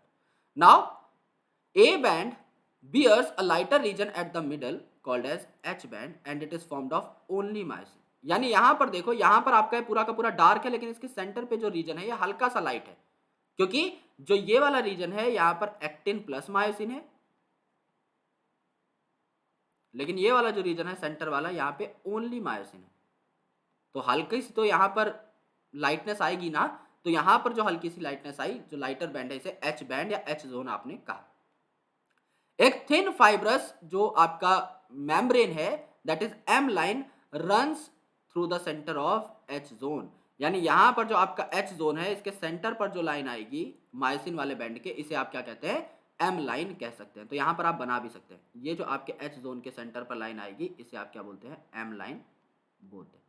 जैसे आपने एच लाइन बोला है लाइट बैंड में, वैसे एम लाइन आप लोग बोल देंगे डार्क बैंड के सेंटर को। व्हेन मसल कॉन्ट्रैक्ट्स, यानी जब मसल कॉन्ट्रैक्ट होगी तो actin filament on either side partially overlaps so that H zone disappears. यहां पर क्या होगा, जब मसल कॉन्ट्रैक्ट होगी ना तो ये आपके एक्टिन फिलामेंट जो है ये यहां तक आ जाएंगे। कॉन्ट्रैक्ट होगी, मसल छोटी होगी, एक्टिन फिलामेंट मूव करेंगे तो एच जोन जो है ये सेंटर वाला जो पार्ट है ना ये आपका गायब हो जाएगा, क्योंकि दोनों साइड से एक्टिन आ चुके हैं। अब देखो ये एक्टिन अगर यहां तक आ गया और ये एक्टिन यहां तक आ गया तो एच जोन जो था सेंटर पे ये तो गायब हो गया ना। एच जोन क्या था, जहां पर सिर्फ मायोसिन है, लेकिन अब सिर्फ मायोसिन तो प्रेजेंट नहीं है, यहां पर भी एक्टिन ने डेरा डाल लिया, यहां पर भी एक्टिन ने डेरा डाल लिया, सिर्फ मायोसिन वाला जो जगह है वो आपकी गायब हो गई, तो एच जोन आपका गायब हो जाता है। It gets disappeared when the muscle contracts. I band जो है it is bisected by elastic fibre band called as Z line, यानी आई बैंड जो है इसके सेंटर को आप लोग जेड लाइन बोलते हो, ओके। और थिन फिलामेंट जो है it is firmly attached to Z line, यानी ये जो जेड लाइन है इस पर आपके थिन फिलामेंट यानी एक्टिन जो है ये अच्छे से बाइंड रहते हैं। देखो यार इस जेड लाइन के ऊपर जो एक्टिन है वो फर्दर अटैच है, तो यहां पर जो अटैचमेंट है firm attachment it is provided. यही बात एनसीईआरटी में बोली गई। Region between two Z lines is called as sarcomere, ये बात हो चुकी थी कि ये जो दो जेड लाइन है इनके बीच के रीजन को आप लोग क्या बोलोगे, सार्कोमेयर बोलेंगे। एंड सार्कोमेयर स्ट्रक्चरल और फंक्शनल यूनिट है मसल की, क्योंकि इसे ही हमने यूनिट ऑफ मसल कॉन्ट्रैक्शन बोला था, सार्कोमेयर ही सब कुछ करता है। मेयर का मतलब ही होता है unit, so it is the structural and functional unit of muscle. तो मायोफाइब्रिल के अंदर आपको यही देखना होता है। Now you need to understand the structure of contractile proteins, यानी मसल कॉन्ट्रैक्शन में जो हेल्प करेंगे प्रोटीन्स जिनका नाम है एक्टिन और मायोसिन, उनका स्ट्रक्चर किस हिसाब का होता है ये आपको देखना है। तो सबसे पहले हम एक्टिन के बारे में पढ़ेंगे। एक्टिन जो है यहां पर ये आपके दो फिलामेंट्स का मिलकर बना होता है, ओके, जिसको आप एफ एक्टिन बोलते हो। एफ का मतलब है फिलामेंटस एक्टिन। तो फिलामेंट मतलब कि जैसे डीएनए आपका कॉइल्ड होता है ना, दो फिलामेंट होते हैं, एक आपका ये वाला स्ट्रैंड है डीएनए का, एक ये दूसरा वाला स्ट्रैंड है, ये मिलकर के आपका डबल हेलिक्स तैयार करते हैं। सिमिलरली आपके दो फिलामेंटस एक्टिन जो है ये भी मिलकर के डबल हेलिक्स तैयार करते हैं। तो जो ग्रीन कलर का आपको दिखाई दे रहा है ये आपका एक धागा है जो मैंने ब्लैक से बनाया, और ये जो दूसरा ग्रीन कलर का दिखाई दे रहा है ये आपका दूसरा धागा है। जब दो एफ एक्टिन आपस में आके इस हिसाब से मर्ज कर गए हैं, हेलिक्स बना लिए हैं, तो ये आपके कंप्लीट एक्टिन प्रोटीन को तैयार करेंगे। तो कंप्लीट एक्टिन प्रोटीन में दो आपके एफ एक्टिन्स हैं, यानी दो रस्सियों के वाइंड होने पर आपका कंप्लीट एक्टिन बनता है। एक एफ एक्टिन के अंदर छोटी छोटी यूनिट्स है, ये हरे कलर की काफी सारी यूनिट्स है। तो ये जो छोटी छोटी यूनिट्स है ना इनको आप क्या बोलते हो, इस इंडिविजुअल यूनिट को आप बोलते हो ग्लोबुलर या जी एक्टिन। तो ये छोटी छोटी यूनिट्स जुड़ती जाती हैं और आपका एफ एक्टिन बना लेती है। तो यहां पर इस हिसाब की एक छोटी यूनिट आती है जिसका नाम क्या है, जी एक्टिन। तो इसका नाम है जी एक्टिन। अब ये जी एक्टिन काफी सारे जी एक्टिन से मिल जाती है और क्या बना लेती है, एक हेलिकल स्ट्रक्चर बना लेती है। ओके, इस हिसाब की एक हेलिक्स तैयार कर लेती है। और ये जो पूरा का पूरा आपका स्ट्रक्चर है इस हिसाब से हेलिक्स जैसा, ये आपका क्या हो जाएगा, ये आपका एफ एक्टिन हो जाएगा। फिर ये एफ एक्टिन आपका दूसरे किसी एफ एक्टिन के साथ कंबाइन करेगा इस हिसाब से, एंड अल्टीमेटली क्या बना लेगा, एक कंप्लीट एक्टिन प्रोटीन बना लेगा। Actin filaments contain two other proteins जिनका नाम है ट्रोपोमायोसिन, जो कि एक्टिन के जस्ट पैरेलली ही बाइंडेड रहता है। यहां पर आपको एक रस्सी जैसा स्ट्रक्चर दिखाई दे रहा है, जो कि मैं ब्लू कलर से दिखाऊंगा। ये जो रस्सी जैसा स्ट्रक्चर है, जिसके दो स्ट्रैंड आपके बिल्कुल एक्टिन के ग्रीन स्ट्रैंड के पैरेलली भागे जा रहे हैं, इसे आप क्या कहते हैं, ट्रोपोमायोसिन कहते हैं। ये आपका यहां पर स्ट्रेंथ प्रोवाइड करने का भी काम करता है। तो ये एकदम एक्टिन के पैरेलली भगा भगा जाता रहता है। एंड एक और प्रोटीन है जिसका नाम है ट्रोपोनिन। ये ट्रोपोनिन जो है ये आपका एक्टिन के ऊपर बाइंडेड रहता है। इसकी 3 यूनिट्स रहती हैं। यहां पर आपको ट्रोपोनिन दिखाई दे रहा होगा, ये जो है यहां पर, इसको अगर आप एनलार्ज करके देखेंगे इस हिसाब का आपको ट्रोपोनिन देखने को मिलेगा। ट्रोपोनिन क्या करता है, एक्टिन पर कहीं कहीं स्पेसिफिकली आपका मास्क कर देगा मायोसिन की बाइंडिंग साइट को, क्योंकि एक्टिन और मायोसिन का जुड़ना बहुत जरूरी है फॉर द मसल कॉन्ट्रैक्शन। तो ट्रोपोनिन क्या करता है, एक्टिन को एक्सपोज नहीं होने देता। एक्टिन की जो साइट्स है जहां पर मायोसिन बाइंड करता है उन्हें एक्सपोज नहीं होने देता। अदरवाइज मायोसिन बाइंड करेगा, मसल हमेशा कॉन्ट्रैक्टेड स्टेट में ही रहेगी। तो एक्टिन और मायोसिन के बीच में क्या है, एक बैरियर का काम करता है कि जब तक ये ट्रोपोनिन नाम की टोपी लगी हुई है एक्टिन के ऊपर, तब तक मायोसिन बाइंड नहीं कर पाएगा। तो जब आपको मायोसिन को बाइंड कराना हो तो आपको क्या कराना पड़ेगा, इस ट्रोपोनिन नाम की कैप को हटाना पड़ेगा। And that's why the calcium ions are important. जब मैंने आपको कहा था कि जो आपका सार्कोप्लाज्मिक रेटिकुलम है, which is nothing but the endoplasmic reticulum of muscle fibre, इसमें कैल्शियम स्टोर होते हैं। जब वो कैल्शियम आएंगे ना, तो कैल्शियम क्या करेंगे, कैल्शियम आके स्पेसिफिकली बाइंड हो जाएंगे ट्रोपोनिन से। और अगर ट्रोपोनिन कैल्शियम से बाइंड हो गया तो आपके एक्टिन फाइबर को मास्क नहीं कर पाएगा, तो यहां से हट जाएगा। एक्टिन के ऊपर से जैसे ही आपका ट्रोपोनिन हटा, आपका मायोसिन आकर के जुड़ जाएगा और मसल कॉन्ट्रैक्शन हो जाएगी। Right? So two filaments of tropomyosin run along the grooves of F actin. यानी यहां पर ये जो आपके दो ट्रोपोमायोसिन के फिलामेंट्स हैं, ये आपके एफ एक्टिन के पैरेलली भागे रहते हैं। ट्रोपोनिन जो है इसकी 3 सब यूनिट है। यहां पर हमने देखा भी था कि इसकी 3 सब यूनिट है। इस हिसाब से 3 ग्लोबुलर सब यूनिट्स, जो कि आपकी रेगुलर इंटरवल्स पर प्रेजेंट होती है ऑन ट्रोपोमायोसिन। ये बात सबसे इंपॉर्टेंट है।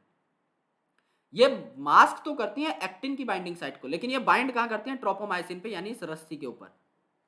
ओके, जिससे कि आपकी मास्क कर सके ये एक्टिन की बाइंडिंग साइट को। In the resting state, a subunit of troponin mask the binding site for myosin on the actin filament। यानी ये जो साइट है ये आपकी मायोसिन से बाइंड करना चाहती है, लेकिन इसके ऊपर आकर कौन प्रेजेंट हो गया, इसके ऊपर आके प्रेजेंट हो गया ट्रोपोनिन। तो अल्टीमेटली मायोसिन आकर यहां पर बाइंड नहीं कर पाएगा जब तक ट्रोपोनिन प्रेजेंट है। ओके, सो मायोसिन को पढ़ने से पहले let's make the diagram of actin. एक बार एक्टिन को गौर से समझ लेते हैं। एक और बार डायग्राम बनाने में हमारा कुछ नहीं जा रहा है। This is a single unit जिसको आप क्या बोलते हैं, जी एक्टिन बोलते हैं, यानी ग्लोबुलर एक्टिन। ये ग्लोबुलर एक्टिन आपका पॉलीमराइज होता है और ये आपका इस प्रकार से एक स्ट्रक्चर बना लेगा, हेलिकल स्ट्रक्चर।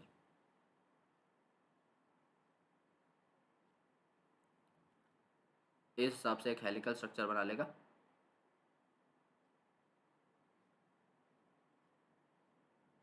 इसको आपने क्या बोल दिया है, इसको आपने बोल दिया है एफ एक्टिन। अब इस एफ एक्टिन के साथ दूसरा एफ एक्टिन भी बाइंड करेगा।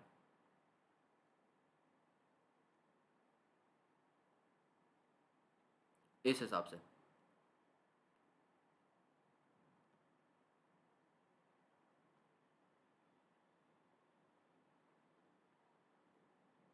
एंड एक पूरी की पूरी हेलिक्स आपकी तैयार कर लेगा। सो इसके बीच से एक लाइन पास करा देते हैं। This is the first strand and this is the second strand. तो ये दो एफ एक्टिन मिलकर के क्या बना लेती हैं, एक पूरा का पूरा एक्टिन प्रोटीन बना लेती है। अब इसके पैरेलली क्या मूव कर रहा है, अब इसके पैरेलली मूव कर रहा है आपका ट्रोपोमायोसिन, एक आपका स्ट्रैंड के पैरेलली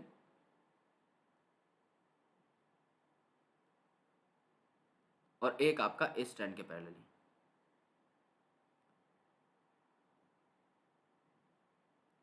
ओके, ये जो येलो कलर का बनाया है मैंने, ये क्या है, ट्रोपोमायोसिन। और इस ट्रोपोमायोसिन के ऊपर, ये बात बहुत गौर से सुनिए, इस ट्रोपोमायोसिन के ऊपर, ना कि एक्टिन के ऊपर, क्या प्रेजेंट है, इस ग्रीन वाले के ऊपर 3 सब यूनिट का आपका ट्रोपोनिन प्रेजेंट है। तो ये आपका क्या है, ट्रोपोनिन ऑन ट्रोपोमायोसिन।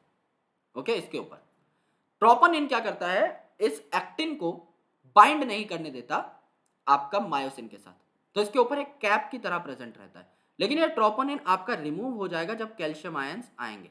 तो removed when calcium ions encounter. तो कैल्शियम आयंस जब एनकाउंटर करेंगे तो ये आपका स्पेसिफिकली क्या हो जाएगा, रिमूव हो जाएगा। कैल्शियम आयंस आए, इस टोपी को हटा दिया, इस कैप को हटा दिया, तो आपके एक्टिन की जो बाइंडिंग साइट थी मायोसिन के साथ वो एक्सपोज हो जाएगी और मायोसिन आकर के यहाँ पर इन स्पेसिफिक प्लेसेस पर आकर मायोसिन का हेड जो है जुड़ जाएगा एक्टिन के साथ, इस हिसाब से, और आपका मसल कॉन्ट्रैक्शन का जो फेनोमेना है वो आपका स्टार्ट हो जाएगा। राइट, तो हम मायोसिन को देख लेते हैं, which is the second important contractile protein. तो मायोसिन जो है, each myosin filament is polymer of many monomeric proteins called as meromyosin. Mero में एक वर्ड आता है मर, और मर का मतलब होता है यूनिट्स। पॉलीमर, मोनोमर आपने सुना होगा ना, जैसे सार्कोमेयर में भी एंड में एक वर्ड आ रहा था मेयर या मर, जिसे आप मर बोलते हो, दैट सिंपली मीन्स यूनिट। तो यहां पर जो मेरोमायोसिन या मर मायोसिन है, ये क्या करेंगे, मायोसिन की यूनिट्स हैं, तो ये आगे चल के मायोसिन बनाएंगे पॉलीमराइज होकर के। तो एक जो मेरोमायोसिन है, इसके 2 पार्ट है। पहला पार्ट जो है ये है इनका हेड। इस हेड में क्या है, हैवी मेरोमायोसिन यूनिट है, जिसे आप एचएमएम भी बोलते हैं, और एक छोटी सी आर्म है। यानी ये जो हेड है, इसमें एक तो ये बड़ा वाला पार्ट है जिसको आप ग्लोबुलर हेड ही बोल रहे हो, एंड ये छोटी सी आपकी क्या है, आर्म है नीचे की साइड। ये दोनों आपके हेड के ही पोर्शन है। एंड दूसरा जो पार्ट है ये है एक टेल, जिसको आप लाइट मेरोमायोसिन बोलते हो, क्योंकि इसका मॉलिक्यूलर वेट कंपैरेटिवली कम है, ये आपकी टेल बना लेता है इस प्रकार से। राइट, सो 2 पार्ट हुए, पहला आपका हेड जिसके अंदर आर्म भी इंक्लूडेड है, और दूसरा आपका टेल पार्ट। तो जो हेड पार्ट है, इसमें देखो आपको 2 स्पेसिफिक साइट्स भी दिखाई दे रही हैं हर पार्ट के ऊपर। एक है आपका एक्टिन बाइंडिंग साइट, ये वो एक्टिन बाइंडिंग साइट है जो एक्टिन पर जाकर बाइंड करेगी, कब, जब ट्रोपोनिन रिमूव हो जाएगा, जब वो कैप लाइक स्ट्रक्चर रिमूव हो जाएगा ट्रोपोमायोसिन के ऊपर से। और एटीपी बाइंडिंग साइट, क्योंकि आपकी मसल कॉन्ट्रैक्शन जो है, इसमें हमने बताया था कि जो स्केलेटल मसल है, यहां पर एक तो ब्लड की सप्लाई अच्छी खासी थी क्योंकि ऑक्सीजन देना है, दूसरा माइटोकॉन्ड्रिया की अमाउंट अच्छी खासी थी क्योंकि एटीपी बनानी है, क्योंकि आपको कंट्रैक्शन के लिए एटीपी की जरूरत पड़ेगी। It is an energy utilising process, तो यहां पर एटीपी की जरूरत आपको पड़ेगी ही पड़ेगी। दैट्स वाई यहां पर एटीपी बाइंडिंग साइट भी मौजूद है, जहां पर एटीपी टूटेगा और एडीपी और पीआई बन जाएगा। तो यहां पर देखो मायोसिन मॉलिक्यूल, ये काफी सारे मायोसिन के अंदर से जो हेड निकले रहते हैं, ये एक्चुअल में मायोसिन के हेड है। ओके, ये जो ग्लोबुलर स्ट्रक्चर निकले हैं, दे आर ग्लोबुलर हेड्स। आपको लास्ट डायग्राम ऑफ एनसीईआरटी में भी अगर आप देखें तो ये हेड लाइक स्ट्रक्चर दिख जाएंगे। ये जो यहाँ पर लेजर पॉइंटर से दिखा रहा हूँ, ये जो छोटे छोटे से पार्ट्स है ना जो निकले हुए हैं इस मोटे से मायोसिन के अंदर से, छोटे छोटे जो पार्ट है, ये हेड है जो कि प्रोजेक्ट हो रहे हैं। Right, these are the head which are getting projected. तो ये बात भी हमें ध्यान रखनी होती है कि कहाँ पर क्या बताया हुआ है। नाउ ये जो पार्ट है, ये आपकी टेल पार्ट है जो कि पूरा का पूरा फाइबर तैयार कर रहे हैं। तो ये जो टेल पार्ट है, ये तो पूरा फाइबर तैयार करती है, और जो हेड पार्ट है, यहाँ पर आपकी एक्टिन से बाइंड करने वाली यूनिट प्रेजेंट है, as well as ATP hydrolysis unit भी प्रेजेंट है। और ये जो छोटी सी आर्म रीजन है, ये भी आपके हेड के जस्ट नीचे प्रेजेंट होती है, जो कि क्रॉस आर्म बनाती है। क्रॉस आर्म मतलब यही वो पार्ट है जो कि झाँक झाँक कर देख रहा है, थोड़ा सा बाहर निकला हुआ है ना ये, जो कि इस ऊपर के मायोसिन हेड पार्ट को बाहर निकाल रहा है उभर के, that is the cross arm. Right, so myosin का स्ट्रक्चर कुछ ऐसा आपको देखने को मिलता है। इसमें से जो हैवी कंपोनेंट है, जिसमें आपका हेड और शॉर्ट आर्म आता है, ये प्रोजेक्ट करता है in the outward direction at regular distance and regular angle called cross arm. यानी क्रॉस आर्म वो चीज है जो कि आपकी बाहर झांक करके देख रही है। अगर ये आपकी एक रेगुलर आपका स्ट्रैंड है तो स्ट्रैंड से कोई चीज बाहर निकल कर जरूर देख रही होगी। ये जो चीज है जो एक रेगुलर एंगल पे बाहर निकल के देख रही है, इसे आप क्या कह रहे हैं, मायोसिन। यहाँ पर देखो, अगर आप एक पर्टिकुलर स्ट्रैंड में मायोसिन का स्ट्रक्चर बनाओगे तो आपको हमेशा ये सेम जगह से निकलते हुए दिखाई देंगे। यहाँ पर देखो, यहाँ पर देखो, एंगल भी सेम है और पोजीशन भी आपका, इनके बीच का जो गैप है ये भी एकदम यूनिफॉर्म है। तो यूनिफॉर्म डिस्टेंस एंड एंगल पर ये निकलते हैं, uniform distance and angle, right. सबसे ऊपर वाला पार्ट देखो, सबसे ऊपर वाला जो फाइब्रिल है इस पे ये निकला, फिर बिल्कुल इतने गैप पर ये निकला सेम तरीके से, और इतने ही गैप पर ये निकला, एकदम यूनिफॉर्म, राइट। सो एक यूनिफॉर्म डिस्टेंस है, एक यूनिफॉर्म एंगल है जिस पर ये हेड प्रोजेक्ट होते हुए दिखाई देते हैं। ग्लोबुलर हेड जो है इसमें एक्टिव एटीपीएज एंजाइम की एक्टिविटी होती है। यानी कि यहां पर बाइंडिंग साइट तो है ही, एक्टिन से बाइंड करने की साइट तो है ही, लेकिन एटीपी की बाइंडिंग साइट भी है। यानी कि एटीपी को ये किस में तोड़ देंगे, एडीपी एंड पीआई में। और एडीपी एंड पीआई में जब तोड़ा इन्होंने, यानी कि जब इन्होंने फॉस्फोएनहाइड्राइड बॉन्ड तोड़ा तो इनको एनर्जी मिल जाएगी। इन्होंने जब फॉस्फोएनहाइड्राइड बॉन्ड तोड़ा एटीपी का, तब इन्हें एनर्जी मिल जाएगी और उस एनर्जी को यूज करके मसल कॉन्ट्रैक्शन कर पाएंगे। तो अब बात करते हैं मैकेनिज्म ऑफ मसल कॉन्ट्रैक्शन की, कि आखिर मसल कॉन्ट्रैक्ट किस हिसाब से होती है। How does the muscle get contract, जब हमें सिग्नल मिलता है तो मसल आपकी छोटी कैसे होती है एंड दोबारा से रिलैक्स कैसे होती है। तो यहां पर देखो, यहां पर ये आपका थिन फिलामेंट है जिसको आप क्या बोल रहे हो, एक्टिन फिलामेंट। थिन फिलामेंट यानी यहां पर ये आपका एक्टिन फिलामेंट है, और ये आपका थिक फिलामेंट है जिसको आप क्या बोल रहे हो, जिसको आप मायोसिन फिलामेंट बोल रहे हो। और इनका स्ट्रक्चर देख के हम बता भी सकते हैं। यहां पर ये जो ग्रीन ग्रीन कलर के आपको स्ट्रैंड दिखाई दे रहे हैं, इसमें क्या है, ग्लोबुलर एक्टिन्स कनेक्टेड है एक दूसरे से, और इन्होंने एक स्ट्रैंड बना लिया है, तो ये क्या है, एफ एक्टिन बन चुके हैं। तो ये वाला जो मैंने मार्क किया है, it is N F actin, और इसका जो दूसरा वाला स्ट्रैंड है ये भी क्या है, एक एफ एक्टिन हो जाएगा। तो ये दोनों एफ एक्टिन मॉलिक्यूल्स जो हैं ये एक दूसरे से इंटरवाइंड होते हैं। इनके बगल से ये जो पिंक कलर की आपकी स्ट्रैंड मूव हो रही है, ये जो पिंक कलर के स्ट्रैंड है ये क्या है, ये आपके ट्रोपोमायोसिन के स्ट्रैंड है, ये आपके ट्रोपोमायोसिन के स्ट्रैंड है। एंड अल्टीमेटली अगर आप देखेंगे, इनके अलावा एक प्रोटीन है जिसकी 3 यूनिट्स हैं, यानी कि ट्राइमेरस प्रोटीन है, ये आपका ट्रोपोनिन कहलाता है, जिसने मास्क कर रखा है आपके एक्टिन की बाइंडिंग साइट्स को। लेकिन जब ये ट्रोपोनिन हट जाता है तो मायोसिन का जो हेड है ये आपकी क्रॉस आर्म है, जो कि जगह जगह से निकली हुई होती है। ये जो क्रॉस आर्म है और ये जो हेड है आपका मायोसिन का, ये निकल जाएगा और बाइंड कर लेगा किसके साथ, ये बाइंड कर लेगा आपका एक्टिन के साथ। सिमिलरली यहां पर भी आपका क्रॉस आर्म और हेड जो है निकल गया है और बाइंड कर लिया है इसने एक्टिन के साथ। एंड जब ये एक्टिन के साथ बाइंड करेगा तो एक्टिन फिलामेंट जो कि पतला है, ये थिन है, तो ये इस थिन फिलामेंट को क्या करेगा, अपने ऊपर से मूव करा देगा, थिन फिलामेंट को मूव कराता रहता है। और यहां पर सिंस एटीपी बाइंडिंग साइट थी तो एनर्जी भी इसको साथ साथ मिलती रहेगी। ऑलराइट, इस हिसाब से आपका मसल कॉन्ट्रैक्शन होता है। मैकेनिज्म को एक बार समझ लेते हैं। तो जो मसल कॉन्ट्रैक्शन की सबसे ज्यादा फेमस थ्योरी दी गई थी, that is called as the sliding filament theory. Sliding filament theory मतलब एक जो फिलामेंट है जो कि आपका मायोसिन का थिक फिलामेंट है, उसके ऊपर जो मायोसिन का थिन फिलामेंट है ये स्लाइड कर देगा। यानी जो थिन फिलामेंट है पतला वाला, ये स्लाइड हो जाता है थिक फिलामेंट के ऊपर, और मसल फाइबर जो है इसी हिसाब से कॉन्ट्रैक्ट हो जाता है।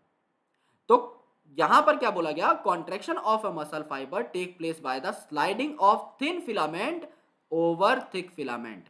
यानी थिक फिलामेंट तो मोटा है तो इसको आप लोग इजीली स्लाइड नहीं कर सकते, इजीली स्लाइड नहीं कर सकते। लेकिन ये पतला है, ये एक्टिन वाला थिन है, तो ये क्या स्लाइड कर लेगा आसानी से, यस।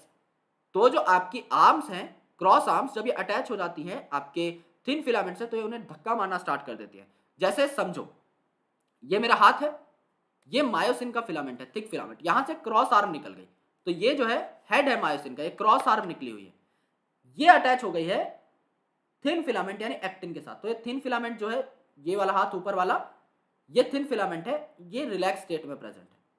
जब इसके ऊपर से ट्रोपोनिन हटा तो नीचे से आपका क्रॉस आर्म आया और बाइंड कर गया इसके साथ। अब ये क्रॉस आर्म मूव करता है, जब क्रॉस आर्म मूव करता है ना, तो आपके एक्टिन फिलामेंट को धक्का मार देता है आगे की साइड, फिर ये डिटैच होता है, जब एटीपी हट जाती है हाइड्रोलिसिस होने के बाद नई एटीपी आती है, नई एटीपी टूटती है और ये धक्का मारता है। तो ये जो ऊपर वाला थिन फिलामेंट है ना, इसको धक्का मार मार के एक साइड में भेजता रहता है, that is called as the sliding.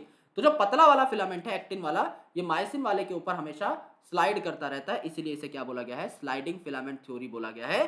तो पतला वाला हमेशा मोटे वाले के ऊपर स्लाइड करेगा, ये आपको याद रखना है। तो स्लाइड कौन करेगा, एक्टिन करेगा, मायोसिन स्लाइड नहीं कर सकता इसीलिए।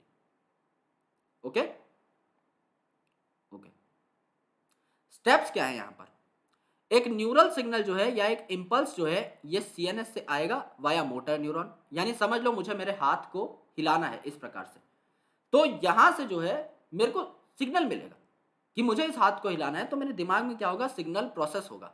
तो एक न्यूरल सिग्नल या जो एक इंपल्स है वो मेरे दिमाग के पास चला जाएगा कि भाई मुझे हाथ को हिलाना है, तो वहां से मोटर न्यूरॉन यानी जो एक्शन लेने वाला न्यूरॉन है ना, जो मसल्स तक आता है, जो ग्लैंड्स तक आता है, जो कोई काम करवाने के लिए आया है, वो मोटर न्यूरॉन आ जाएगा और मोटर न्यूरॉन जो है मसल फाइबर पर आकर अटैच हो जाएगा। इसे क्या बोला जाता है, एक मोटर यूनिट।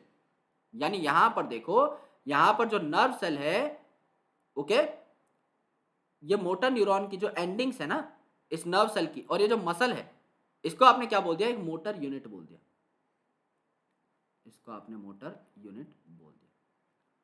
यानी कि जो न्यूरॉन का एंड पार्ट है जो सिग्नल लेकर के आया है, और जो मसल है इसको आपने क्या बोल दिया, मोटर यूनिट बोल दिया। यहां पर लेकिन कंडीशन क्या है कि जो न्यूरॉन है वो मोटर न्यूरॉन होना चाहिए जो सिग्नल लेकर के आ रहा है। इंपल्स जो है ये आपका न्यूरोमस्कुलर जंक्शन तक पहुंच जाएगा। न्यूरोमस्कुलर जंक्शन मतलब न्यूरो मतलब न्यूरॉन और मस्कुलर मतलब मसल, यानी न्यूरॉन जो जंक्शन लेकर आया है आपके मसल तक, इनके बीच में जो जंक्शन है जिसे आप मोटर एंड प्लेट बोलते हो, यहां तक सिग्नल पहुंचा। It is the junction between a motor neuron and sarcolemma of the muscle fibre, यानी समझ लीजिए ये आपका रेड कलर का कोई मसल फाइबर है,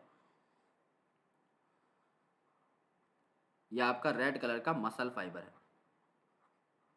अगर ये मसल फाइबर है तो इसके ऊपर जो मेम्ब्रेन लगी हुई है इसका नाम क्या है, सार्कोलेमा, प्लाज्मोलेमा नहीं है, सार्कोलेमा हो जाएगा। इसके अंदर जो प्रोटोप्लाज्म है, it is not protoplasm, it is sarcoplasm. और इसके अंदर जो एंडोप्लाज्मिक रेटिकुलम है, it is not endoplasmic reticulum, it is sarcoplasmic reticulum. Now it is sarcoplasmic reticulum. अब यहां पर क्या आ गया है दोस्त, यहां पर आ चुका है आपका न्यूरॉन। यहां पर आपके न्यूरॉन के जो डेंड्राइट थे उन्हें सिग्नल मिला, ये सिग्नल जो है आपका पहुंचा यहां तक, एंड अल्टीमेटली नर्व एंडिंग के थ्रू ये मसल में जाने वाला है। तो यहां पर जो है इस न्यूरॉन और मसल के बीच के जंक्शन को क्या बोला, न्यूरोमस्कुलर जंक्शन या मोटर एंड प्लेट। तो यहां से क्या आ जाएगा, आपका सिग्नल मसल में आ जाएगा कि भाई तुम्हें कॉन्ट्रैक्ट करना है। But this signal transmission is not very easy, क्योंकि न्यूरॉन जो है कुछ केमिकल्स यहां पर रिलीज करता है जो कि आपकी मसल में पहुंच जाती है। ओके, तो यहां पर देखो ये जो आपका न्यूरॉन है ये इसका एंड है, ये जो बल्ज पार्ट बना है ये न्यूरॉन का एंड है, दिस वन जो एंड में गोल गोल सा बना है मैंने। यहां पर कुछ केमिकल्स होते हैं इन द वसाइकल यानी in the membrane, in chemicals को आप बोलते हैं न्यूरोट्रांसमीटर या फिर एसिटाइल कोलिन मॉलिक्यूल्स। ये जो एसिटाइल कोलिन मॉलिक्यूल है ये कहां चला जाएगा, आपका मसल में सिग्नल लेकर के चला जाएगा, और आपका न्यूरोमस्कुलर जंक्शन जो है इसके थ्रू आपका सिग्नल पहुंचा दिया जाएगा to the muscle fibre. Muscle fibre में आपका सिग्नल पहुंचा दिया जाएगा एंड अल्टीमेटली मसल को कॉन्ट्रैक्ट होने का सिग्नल मिल जाएगा। अब देखो यार यहां पर क्या हुआ, let's talk about this in detail. अगर आप मल्टीपल न्यूरॉन्स की बात करते हो तो न्यूरॉन्स में सिग्नल लेने का काम किसका रहता है, डेंड्राइट का। तो समझ लो ये सेंट्रल नर्वस सिस्टम है, ब्रेन। ब्रेन ने कुछ कहा न्यूरॉन से कि भाई ये सिग्नल लेकर जाओ कॉन्ट्रैक्ट करने का, तो ये सिग्नल कहां जाता है, सबसे पहले डेंड्राइट नाम के इस पार्ट में जाता है। तो ये जो पार्ट है ना इसको आप क्या बोलते हैं, डेंड्राइट पार्ट ऑफ न्यूरॉन। ये जो डेंड्राइट पार्ट है ये आपका फिर यहां चला गया सेल बॉडी के अंदर, सिग्नल आपका डेंड्राइट से सेल बॉडी में चला गया, और फिर आपका एक लंबा सा स्ट्रक्चर है जिसको आप क्या बोलते हो, एक्सॉन बोलते हो, इसके अंदर आपका सिग्नल चला गया। फिर एक्सॉन के बाद आपका ये न्यूरॉन खत्म हो जाता है, तो यहाँ पे आ जाती है नर्व एंडिंग। ओके, यहाँ पर जो आपके न्यूरॉन की एंडिंग आ जाती है, यहाँ पर आपका सिग्नल जो है अब आपको अगले न्यूरॉन में भेजना है। तो अगले न्यूरॉन में और ये जो फर्स्ट न्यूरॉन है इसके बीच में थोड़ा सा गैप रहता है दोस्त। ये जो गैप रहता है इसमें आपको अगर सिग्नल भेजना है तो आप नॉर्मली नहीं भेज सकते। तो नॉर्मली सिग्नल नहीं आ पाएगा in the form of electrical impulse, तो आपको क्या करना पड़ता है, यहाँ पर कुछ केमिकल्स डिस्चार्ज करने पड़ते हैं। तो यहाँ पर जो है आपकी कुछ मेम्ब्रेन की स्ट्रक्चर्स रहती हैं जिनको आप बोलते हो साइनेप्टिक वसाइकल। ये जो साइनेप्टिक वसाइकल रहती है ये रिलीज कर देती हैं न्यूरोट्रांसमीटर। न्यूरोट्रांसमीटर मतलब न्यूरल सिग्नल को ट्रांसमिट करने वाले केमिकल्स। तो न्यूरोट्रांसमीटर है, सबसे कॉमन जो न्यूरोट्रांसमीटर है ये एसिटाइल कोलिन। इसके अलावा आप कई चीजें यूज कर सकते हो आपकी बॉडी के अंदर, डी सेरिन भी यूज होता है, आपका डोपामिन भी यूज होता है। Acetyl choline is the most common neurotransmitter. यहाँ पर एसिटाइल कोलिन आया और अगले न्यूरॉन के अंदर चला गया। फिर अगले न्यूरॉन में वही खेल हुआ, सिग्नल आया आपका डेंड्राइट से, फिर पहुंचा आपका साइटोन में यानी सेल बॉडी में, और फिर पहुंचा आपका एक्सॉन में, और ये आपका एंड तक पहुंच जाएगा, न्यूरॉन एंडिंग तक। यहां पर लेकिन अब आपकी मसल आ चुकी है, यहां पर आपकी मसल आ चुकी है। तो इस मसल में क्या होगा, इस मसल में दोबारा से सिग्नल दे देगा वाया एसिटाइल कोलिन, और अब ये जो मसल है क्या हो जाएगी, एक्टिवेट हो जाएगी, मसल हो जाएगी आपकी एक्टिवेट, और अब ये अपने आप को कॉन्ट्रैक्ट कर पाएगी, इसको सिग्नल मिल चुका है, राइट। तो सिग्नल कैसे पहुंचा, यहां पर इस एसिटाइल कोलिन की मदद से। तो ये जो गैप है ना आपका दो न्यूरॉन्स के बीच का जिसमें एसिटाइल कोलिन रिलीज होता है, इसे आप साइनेप्स बोलते हैं, साइनेप्स। इसी में आपको केमिकल की जरूरत पड़ती है। तो साइनेप्स से पहले ये जो मेम्ब्रेन है इसे आप प्री साइनेप्टिक मेम्ब्रेन बोलेंगे, और इसके बाद ये जो मेम्ब्रेन है इसमें आप पोस्ट साइनेप्टिक मेम्ब्रेन का इस्तेमाल करेंगे, इस नाम का इस्तेमाल करेंगे। तो सिर्फ इन नामों के लिए ही हमने इतना झमेला किया है, बिकॉज यहां पर इन नामों का जिक्र है। तो देखो ये जो आपकी मेम्ब्रेन है it is pre synaptic terminal, okay, क्योंकि साइनेप्स से पहले है ये जो आपका बीच का गैप है दिस इज साइनेप्स, जिसको आप साइनेप्टिक क्लेफ्ट बोल रहे हो। ये इसके बाद की मसल की मेम्ब्रेन है सार्कोलेमा, जिसको आप पोस्ट साइनेप्टिक मेम्ब्रेन बोल रहे हो, सार्कोलेमा लिख देता हूं यहां पर। और यहां पर आपकी प्री साइनेप्टिक जो मेम्ब्रेन थी ये आपके न्यूरॉन की मेम्ब्रेन थी, ओके। ओवरऑल इसकी जो मेम्ब्रेन्स हैं ये वाली। तो यहां से आपका एसिटाइल कोलिन आया एंड अल्टीमेटली सिग्नल लेकर के चला गया कि कहां पर, आपका मसल के अंदर। तो न्यूरोट्रांसमीटर जो है यानी न्यूरल सिग्नल को ट्रांसमिट करने वाला केमिकल एसिटाइल कोलिन, ये आपका न्यूरोमस्कुलर जंक्शन पे रिलीज कर दिया गया, और ये आपका एक्शन पोटेंशियल जनरेट कर देता है इन द सार्कोलेमा। यानी जैसे ही ये केमिकल रिलीज होगा यहाँ पर, ये आपकी इस मसल की मेम्ब्रेन को यानी कि सार्कोलेमा को क्या कर देगा, एक्टिवेट कर देगा। एक्शन पोटेंशियल यानी कि यहाँ पर कुछ चार्जेस का डिफरेंस ला देगा। एक्शन पोटेंशियल जो है ये आपका मसल फाइबर के थ्रू स्प्रेड हो जाएगा, यानी पूरी मसल में सिग्नल पहुंच जाएगा कि हाँ भाई ब्रेन ने कुछ बोला है करने के लिए, और इस वजह से आपका कैल्शियम आयन जो है ये रिलीज हो जाएगा इनटू द सार्कोप्लाज्म। यानी यहां पर मैंने आपको बताया था कि जो मसल है इसके अंदर आपका सार्कोप्लाज्मिक रेटिकुलम प्रेजेंट है। तो यहां पर एक क्लेफ्ट प्रेजेंट रहती है, डीप क्लेफ्ट। यहां पर आपका न्यूरोट्रांसमीटर आता है, इस डीप क्लेफ्ट के थ्रू होकर के पहुंच जाता है सार्कोप्लाज्मिक रेटिकुलम तक। सार्कोप्लाज्मिक रेटिकुलम को एक्टिवेट करता है कि भाई कैल्शियम रिलीज कर दो। तो इस मसल के अंदर क्या होता है, इस मसल के साइटोप्लाज्म में यानी सार्कोप्लाज्म में कैल्शियम भर जाता है, बहुत भयंकर तरीके से भर जाता है। तब कैल्शियम का अमाउंट बढ़ चुका है इन द सार्कोप्लाज्म, और ये कैल्शियम क्या करेगा अब जाकर के, सीधी सी बात है आपके जो मसल प्रोटीन्स थे उनके साथ इंटरेक्ट करेगा। तो कैल्शियम जो है या फ्री हो चुका है, तो ये क्या करेगा, ये आपका ट्रोपोनिन के साथ जाकर के बाइंड हो जाएगा। जो ट्रोपोनिन था जिसने घेरा हुआ था आपके एक्टिन की बाइंडिंग साइट को, यहां पर क्या हुआ, ये आपका रिमूव हो जाता है। Since it is now binding with the calcium, तो आपका मायोसिन अब यहां पर बाइंड कर पाएगा। और मायोसिन आया है तो मायोसिन के पास एक्टिविटी कौन सी है, आपकी एटीपीएस की एक्टिविटी। तो using the energy from ATP hydrolysis, myosin का जो हेड है ये बाइंड हो जाता है to the exposed active site on the actin to form a cross bridge. यानी यहां पर जो आपका मायोसिन का हेड नॉर्मली पड़ा हुआ था, अब ये क्या किया है, एटीपी की एक्टिविटी की वजह से इरेक्ट हो गया है and it got connected with the actin, it got connected with the actin filament. और अब ये क्योंकि एटीपी टूट चुका है, एनर्जी आ चुकी है, तो ये बेंड करता है एंड आपके इस फिलामेंट को आगे भेज देता है, एक्टिन फिलामेंट को आगे भेज देता है। फिर जब एडीपी अलग हो जाएगी, सिंस एटीपी अब टूट चुका है इनटू एडीपी एंड पीआई, तो ये दोबारा से रिलैक्स हो जाता है, दोबारा से नई एटीपी आती है, दोबारा इरेक्ट होता है और फिर अपनी पोजीशन को चेंज करता है, फिर दोबारा नीचे जाएगा, फिर इरेक्ट होगा, फिर अपनी पोजीशन को चेंज करेगा। यानी ये जो फाइबर था, एक्टिन फाइबर, इसको आगे भेजता ही जाएगा, स्लाइड करवाता जाएगा जब तक पूरी कॉन्ट्रैक्शन ना हो जाए। तो यहां पर देखो, यहां पर नीचे मायोसिन नॉर्मली प्रेजेंट है, अब ट्रोपोनिन रिमूव हुआ इस एक्टिन के ऊपर से, मायोसिन बाइंड कर गया, एटीपी टूटा, आगे की तरफ धक्का मार दिया, एडीपी और पीआई गए, नीचे आ गया, फिर एटीपी अटैच हुआ, टूटा, आगे की तरफ धक्का मार दिया, एडीपी पीआई अलग हुए, नीचे आ गया, एटीपी अटैच हुआ, टूटा, फिर धक्का मार दिया, यानी कि स्लाइड करता रहेगा एक इसको, एक्टिन को अपने ऊपर। तो क्या होगा, this pulls the actin filament towards the centre of A band.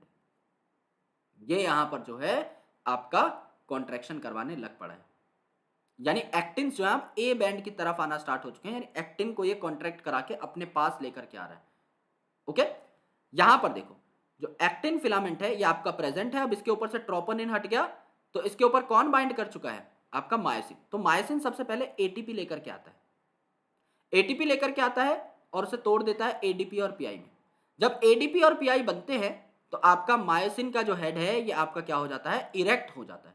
यानी कि इसने क्या किया, इसने इस एक्टिन को, ऊपर वाले एक्टिन को थोड़ा सा इस साइड में धक्का मार दिया, फिर आपका और इस साइड में धक्का मार देता है ये, जब आपके एडीपी और पीआई रिमूव होते हैं। फिर नई एटीपी आएगी तो ये अपनी नॉर्मल पोजीशन पर आएगा, फिर एडीपी और पीआई बनेंगे तो ये थोड़ा सा इरेक्ट होगा, फिर एडीपी और पीआई सेपरेट होंगे, पूरा इरेक्ट हो जाएगा, एंड सो ऑन। यानी इसने क्या किया, ये पहले यहां पर इस एंड से अटैच था, अब ये इस एंड से अटैच है, इसने बहुत ज्यादा धक्का मार दिया किसको, एक्टिन को। तो मेरी बात समझने की कोशिश करना, ये एक्टिन है, ओके, ऊपर वाला हाथ, नीचे वाला हाथ मायोसिन है, मायोसिन यहां पर बाइंड किया, ओके, एटीपी जब इसके पास आया, एडीपी और पीआई बने, यानी एनर्जी आ चुकी है, तो अब जब ये एडीपी और पीआई रिमूव होंगे तो ये थोड़ा सा इरेक्ट होकर के इस एक्टिन को आगे बढ़ा देगा, इस साइड बढ़ा देगा एक्टिन को, ये दोबारा से अपनी नॉर्मल पोजीशन पर आया, एटीपी के साथ बाइंड किया, एटीपी के साथ अगर ये दोस्त बाइंड किया दोबारा से इरेक्ट हो जाएगा, एडीपी और पीआई सेपरेट हुए, इसको और धक्का मार दिया, तो अब ये जो एक्टिन फिलामेंट पहले यहां पर था अब ये यहां पर जा चुका है, दोबारा से एटीपी आया, बाइंड किया, एडीपी पीआई रिमूव हुए, धक्का मार दिया, दोबारा से एटीपी आया, बाइंड किया, एडीपी पीआई रिमूव हुए, धक्का मार दिया, एंड सो ऑन। इस हिसाब से जो एक्टिन यहां पर था ये अब यहां पर जा चुका है, यानी एक्टिन की पोजीशन यहां से यहां हो चुकी है, साइज इसका कहां जा रहा है, ये अपने डार्क बैंड की तरफ जा रहा है, towards the centre of A band की तरफ जा रहा है, ये आपको देखना है। डन।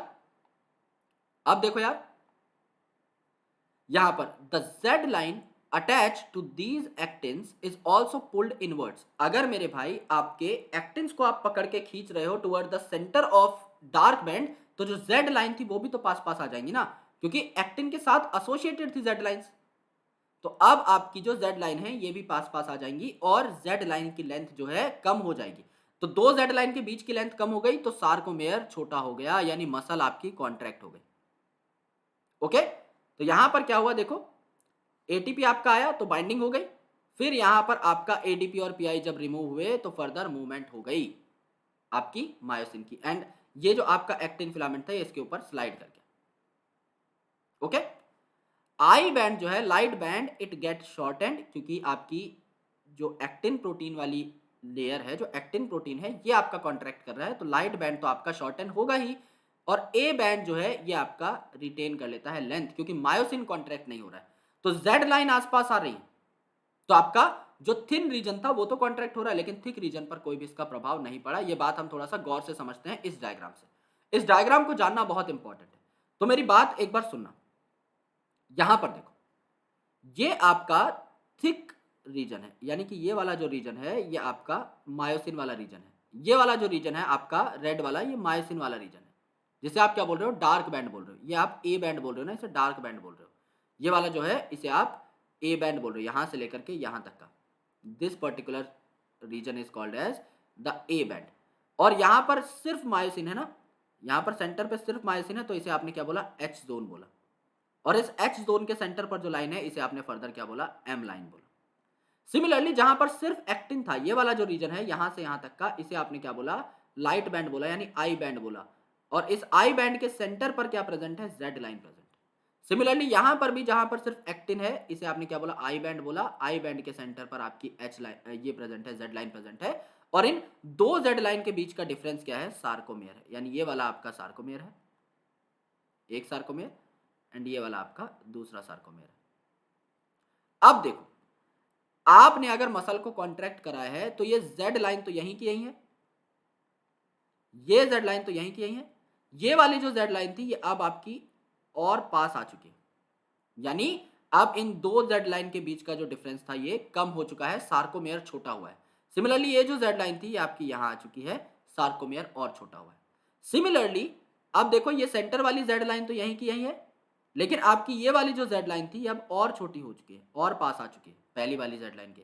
ये वाली जो जेड लाइन है और छोटी हो चुकी है और पास आ चुकी है।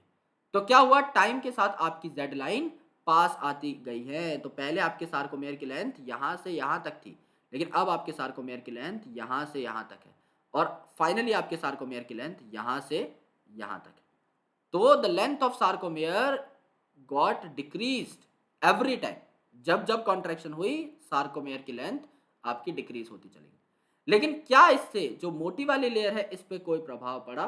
क्या इससे आपका जो डार्क बैंड था इस पे प्रभाव पड़ा? क्या मायोसिन की लेंथ पर कोई प्रभाव पड़ा है? यहां पर देखो, ये आपके मायोसिन की लेंथ है, ये स्काई ब्लू में मैं दिखा रहा हूं, लगभग इतनी। अब ये अगर थोड़ी सी शिफ्ट हुई है इस साइड में,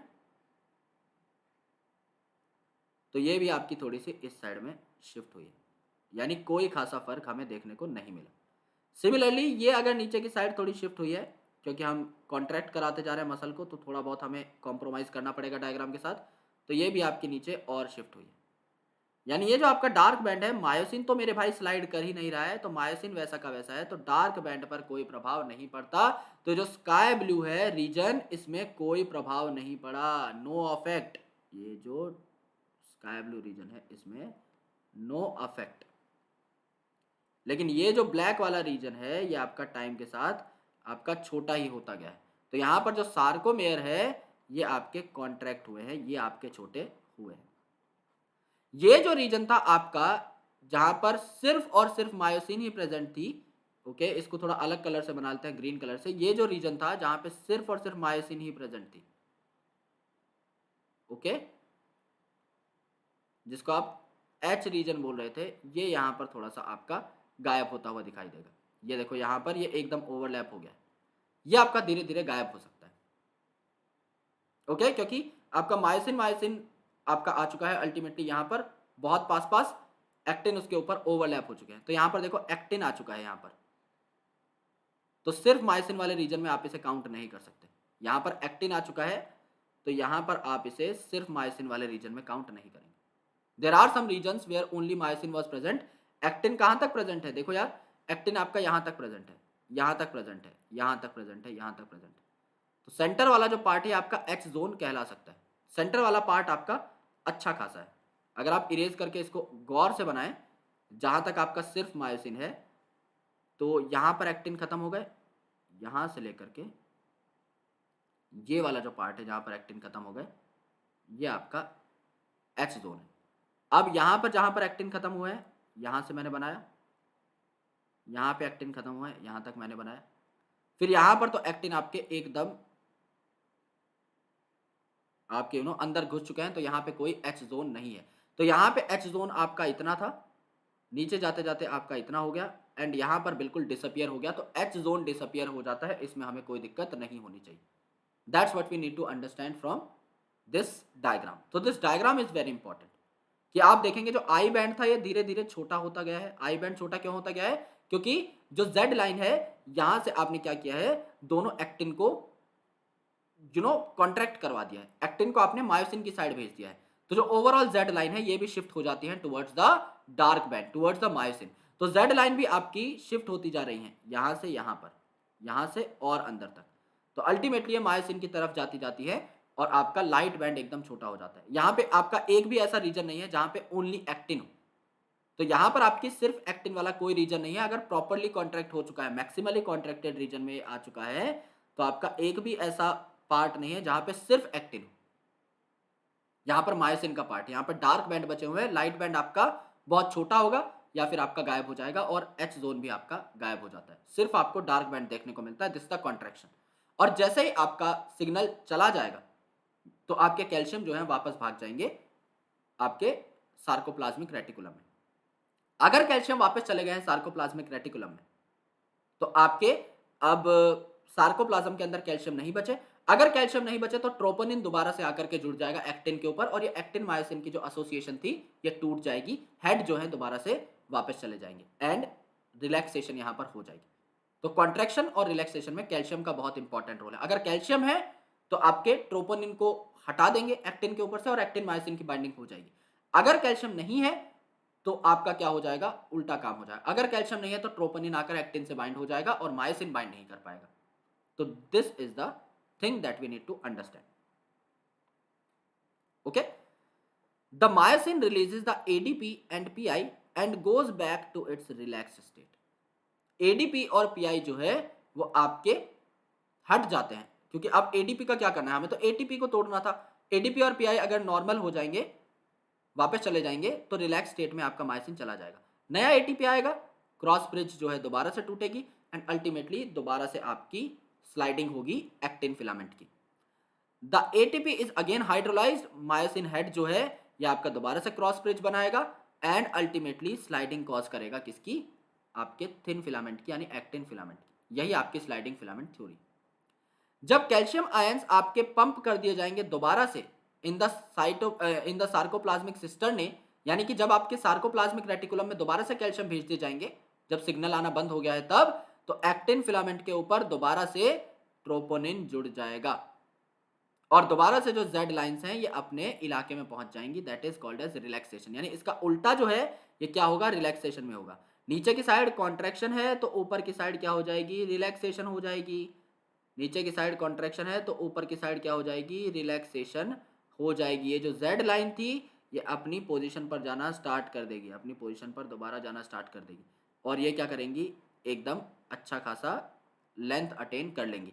यहाँ पर आपका एच जोन बिल्कुल नहीं था, यहाँ पर एच जोन आपका हल्का सा देखने को मिलेगा, यहाँ पर एच जोन आपका अच्छी खासे मार्जिन पर देखने को मिलेगा। तो एच जोन भी आपका टाइम के साथ बड़ा होता चला जाएगा।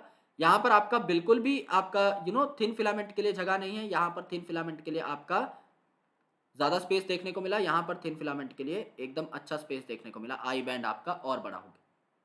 तो रिलैक्सेशन और कॉन्ट्रैक्शन में उल्टी चीजें होती हैं। जब आपकी कॉन्ट्रैक्शन हो रही थी तो आई बैंड आपका पिचका जा रहा था, ओके, आपका जेड जोन जो है, सॉरी एच जोन जो है ये गायब हो रहा था और जेड लाइंस जो है पास पास आ रही थी, यानी सार्कोमेयर छोटा हो रहा था। रिलैक्सेशन में उसका उल्टा हो जाएगा, सारी की सारी चीजें आपकी एकदम सीक्वेंस में होती। Okay, so the reaction time of fibres very in different muscle, यानी कि आपका न्यूरल सिग्नल आने के बाद आपका अलग अलग मसल अलग अलग तरीके से रिएक्ट करती है, अलग अलग टाइम लेती है। अगर आप रिपीटेडली एक्टिवेट कर देंगे मसल्स को तो आपके मसल्स के अंदर लैक्टिक एसिड जमा हो जाएगा, जो कि हम रेस्पिरेशन चैप्टर में बहुत अच्छे से पढ़ चुके हैं। यानी अगर आपको एनर्जी की बहुत ज्यादा जरूरत है, अगर आप दौड़ रहे हो उस टाइम पर आपको एनर्जी भरपूर चाहिए, उस एनर्जी को बनाने के लिए आपको क्या करना पड़ेगा, बार बार रेस्पिरेशन करनी पड़ेगी। लेकिन आपको जल्दी भी एनर्जी चाहिए तो आप पूरी ग्लाइकोलिसिस क्रैब साइकिल ईटीएस का सहारा नहीं लोगे। आप जल्दी एनर्जी बनाने के लिए ग्लाइकोलिसिस के बाद सीधा लैक्टिक एसिड फर्मेंटेशन में चले जाओगे, जिस वजह से आपकी बॉडी में लैक्टिक एसिड बन जाता है और वो आपको बहुत तंग करता है। दर्द जो आपकी बॉडी में होता है, मसल में होता है, that is just because of lactic acid. जब आप थोड़ा आराम कर लेते हो तो आपका लैक्टिक एसिड किसी और केमिकल में कन्वर्ट हो जाता है और आप ठीक महसूस करने लगते हो। तो मसल में फटीग हो जाती है क्योंकि आप थक जाते हो, आपकी बॉडी में लैक्टिक एसिड बना है क्योंकि आप अनएरोबिकली ग्लाइकोजन को ब्रेक डाउन कर रहे हो। जब आप भाग रहे हो तो आपकी बॉडी में ऑक्सीजन की कमी हो जाती है क्योंकि आप बहुत ज्यादा वर्कआउट कर रहे हो। उस दौरान क्या है, आपकी बॉडी में जितना ऑक्सीजन है वो सफिशिएंट नहीं है क्योंकि आपके सांस लेने का जो रेट है वो बढ़ चुका है। आप ज्यादा ऑक्सीजन को अपनी बॉडी के अंदर लेने की कोशिश कर रहे हो, फिर भी ऑक्सीजन काफी बार सफिशिएंट नहीं होता और आपको ग्लाइकोजन को तोड़ना पड़ता है अनएरोबिकली, यानी ऑक्सीजन की डेप्राइवेशन में। इसीलिए तो लैक्टिक एसिड बना। लैक्टिक एसिड कैसे बनता है, लैक्टिक एसिड फर्मेंटेशन से। तो फर्मेंटेशन क्या होती है, फर्मेंटेशन इज द प्रोसेस जहां पर आप ऑक्सीजन का बहुत ज्यादा इस्तेमाल नहीं करते। तो यहां पर क्या है, फर्मेंटेशन के दौरान लैक्टिक एसिड बन जाएगा झटपट, जिस वजह से आपको थकान महसूस होगी, फटीग महसूस होगी। तो यहां पर इन एक्शंस के माध्यम पे दो प्रकार के मसल फाइबर्स हमें बताए गए हैं इन एनसीईआरटी, एक आपका रेड मसल फाइबर, एक white muscle fibre. Red muscle fibre red क्यों है? क्योंकि यहां पर मायोग्लोबिन प्रेजेंट है। मायो का मतलब होता है मसल, तो रेड कलर यहां पर क्यों है? मायोग्लोबिन की वजह से। जैसे ब्लड आपका रेड है ड्यू टू हीमोग्लोबिन, यहां पर आपका ऑक्सीजन को स्टोर करने वाले जो है इंपॉर्टेंट कंपोनेंट्स प्रेजेंट रहते हैं, important pigment like structures present रहते हैं, जिनको आप मायोग्लोबिन बोलते हो। ये बहुत क्रूशियल प्रोटीन्स हैं। व्हाइट कलर के जो आपके मसल फाइबर्स रहते हैं, इनमें मायोग्लोबिन का अमाउंट कम रहता है, इसीलिए लाल कलर के ना होकर ये व्हाइटिश कलर के होते हैं। जो रेड कलर के हैं आपके, अब ये एरोबिक होंगे, क्योंकि मायोग्लोबिन क्या करता है? ऑक्सीजन को स्टोर करता है। अगर ऑक्सीजन को स्टोर करेगा तो पहली बात तो ये एरोबिक होंगे, क्योंकि इनमें लार्ज अमाउंट ऑफ ऑक्सीजन आ रहा है, क्योंकि इनके अंदर मायोग्लोबिन है। और अगर ऑक्सीजन है तो प्लेंटी ऑफ माइटोकॉन्ड्रिया भी होंगे, जो कि उस ऑक्सीजन का इस्तेमाल करके क्या बना लेंगे? एटीपी बना लेंगे। ओके, तो यहां पर क्या होता है? आपका अच्छा खासा एरोबिक ऑक्सीडेशन देखने को मिलता है, और अच्छी खासी जो है आपको सारी की सारी चीजें देखने को मिलती हैं in terms of muscle contraction. जबकि जो व्हाइट मसल फाइबर हैं, इनमें थोड़े अमाउंट ऑफ माइटोकॉन्ड्रिया हैं, तो इन्हें जल्दी जल्दी काम करना पड़ता है, और ये एनारोबिक मेटाबॉलिज्म शो करते हैं, क्योंकि इनके अंदर मायोग्लोबिन बहुत ज्यादा नहीं है, तो बहुत ज्यादा ऑक्सीजन इनके अंदर स्टोर नहीं होती, तो ये एनारोबिकली मेटाबोलाइज करते हैं। तो ये फास्ट कॉन्ट्रैक्शन करेंगे शॉर्ट पीरियड के लिए, क्योंकि अगर ये लॉन्ग पीरियड के लिए कॉन्ट्रैक्शन करेंगे तो बहुत ज्यादा लैक्टेट बन जाएगा एनारोबिकली, और आपको पूरे दिन थकान रहेगी। जबकि आपके जो एरोबिक मसल्स हैं, ये आपके स्लो कॉन्ट्रैक्शन करते हैं, लेकिन सस्टेन्ड कॉन्ट्रैक्शन करते हैं। इनको आप लंबे टाइम तक कॉन्ट्रैक्ट करा सकते हो, इनको आप बहुत ज्यादा लंबे टाइम तक इस्तेमाल में ले सकते हो। ये आपको बहुत ज्यादा जो है थकान नहीं आने देते। इनके पास प्लेंटी ऑफ माइटोकॉन्ड्रिया है, एनर्जी बनती रहती है, और साथ साथ जो है आपका अच्छे तरीके से काम होता रहता है due to that excessive energy. ये आपका रेड मसल फाइबर और व्हाइट मसल फाइबर के बीच का difference. Now we will be talking about the human skeletal system in the next lecture. ये आपका सेकेंड पार्ट है इस पूरे के पूरे लेसन का। ह्यूमन स्केलेटल सिस्टम में हम लोग एक्सियल स्केलेटल को देखने वाले हैं, अपेंडिकुलर स्केलेटल को देखने वाले हैं, यानी आपके एक्सिस पर क्या क्या चीजें प्रेजेंट है, और आपके हाथ और पैर में कौन कौन सी बोन्स प्रेजेंट है, उनके बारे में हम जानेंगे।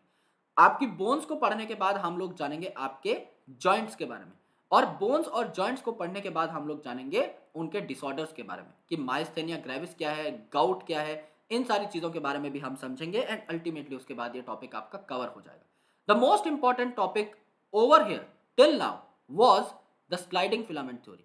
वही आपको पढ़ना था कि जब आपकी मसल कॉन्ट्रैक्ट होती है तो एच जोन का क्या होता है, जेड लाइंस पास पास आती हैं कि नहीं आती, या दूर दूर जाती है।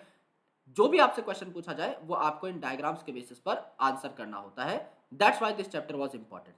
न्यूरोमस्कुलर जंक्शन में आपको थोड़ी बहुत प्रॉब्लम आ सकती है, लेकिन वो टॉपिक हम न्यूरल चैप्टर जब करेंगे just after locomotion and movement, आपको वहां पर समझ में आ जाएगी, अगर थोड़ा बहुत डाउट रहता है तो। So there are no issues. So thank you so much for watching this video up, and I hope आपको सारी चीजें अच्छे तरीके से समझ में आई होंगी। डीपीपीज को लगातार लगाते रहिए, एंड अल्टीमेटली काफी सारे क्वेश्चन सॉल्व करते रहिए। Thank you so much, lots of love, जय हिंद, bye bye, take care, and I surely catch you in the next session. शुक्रिया।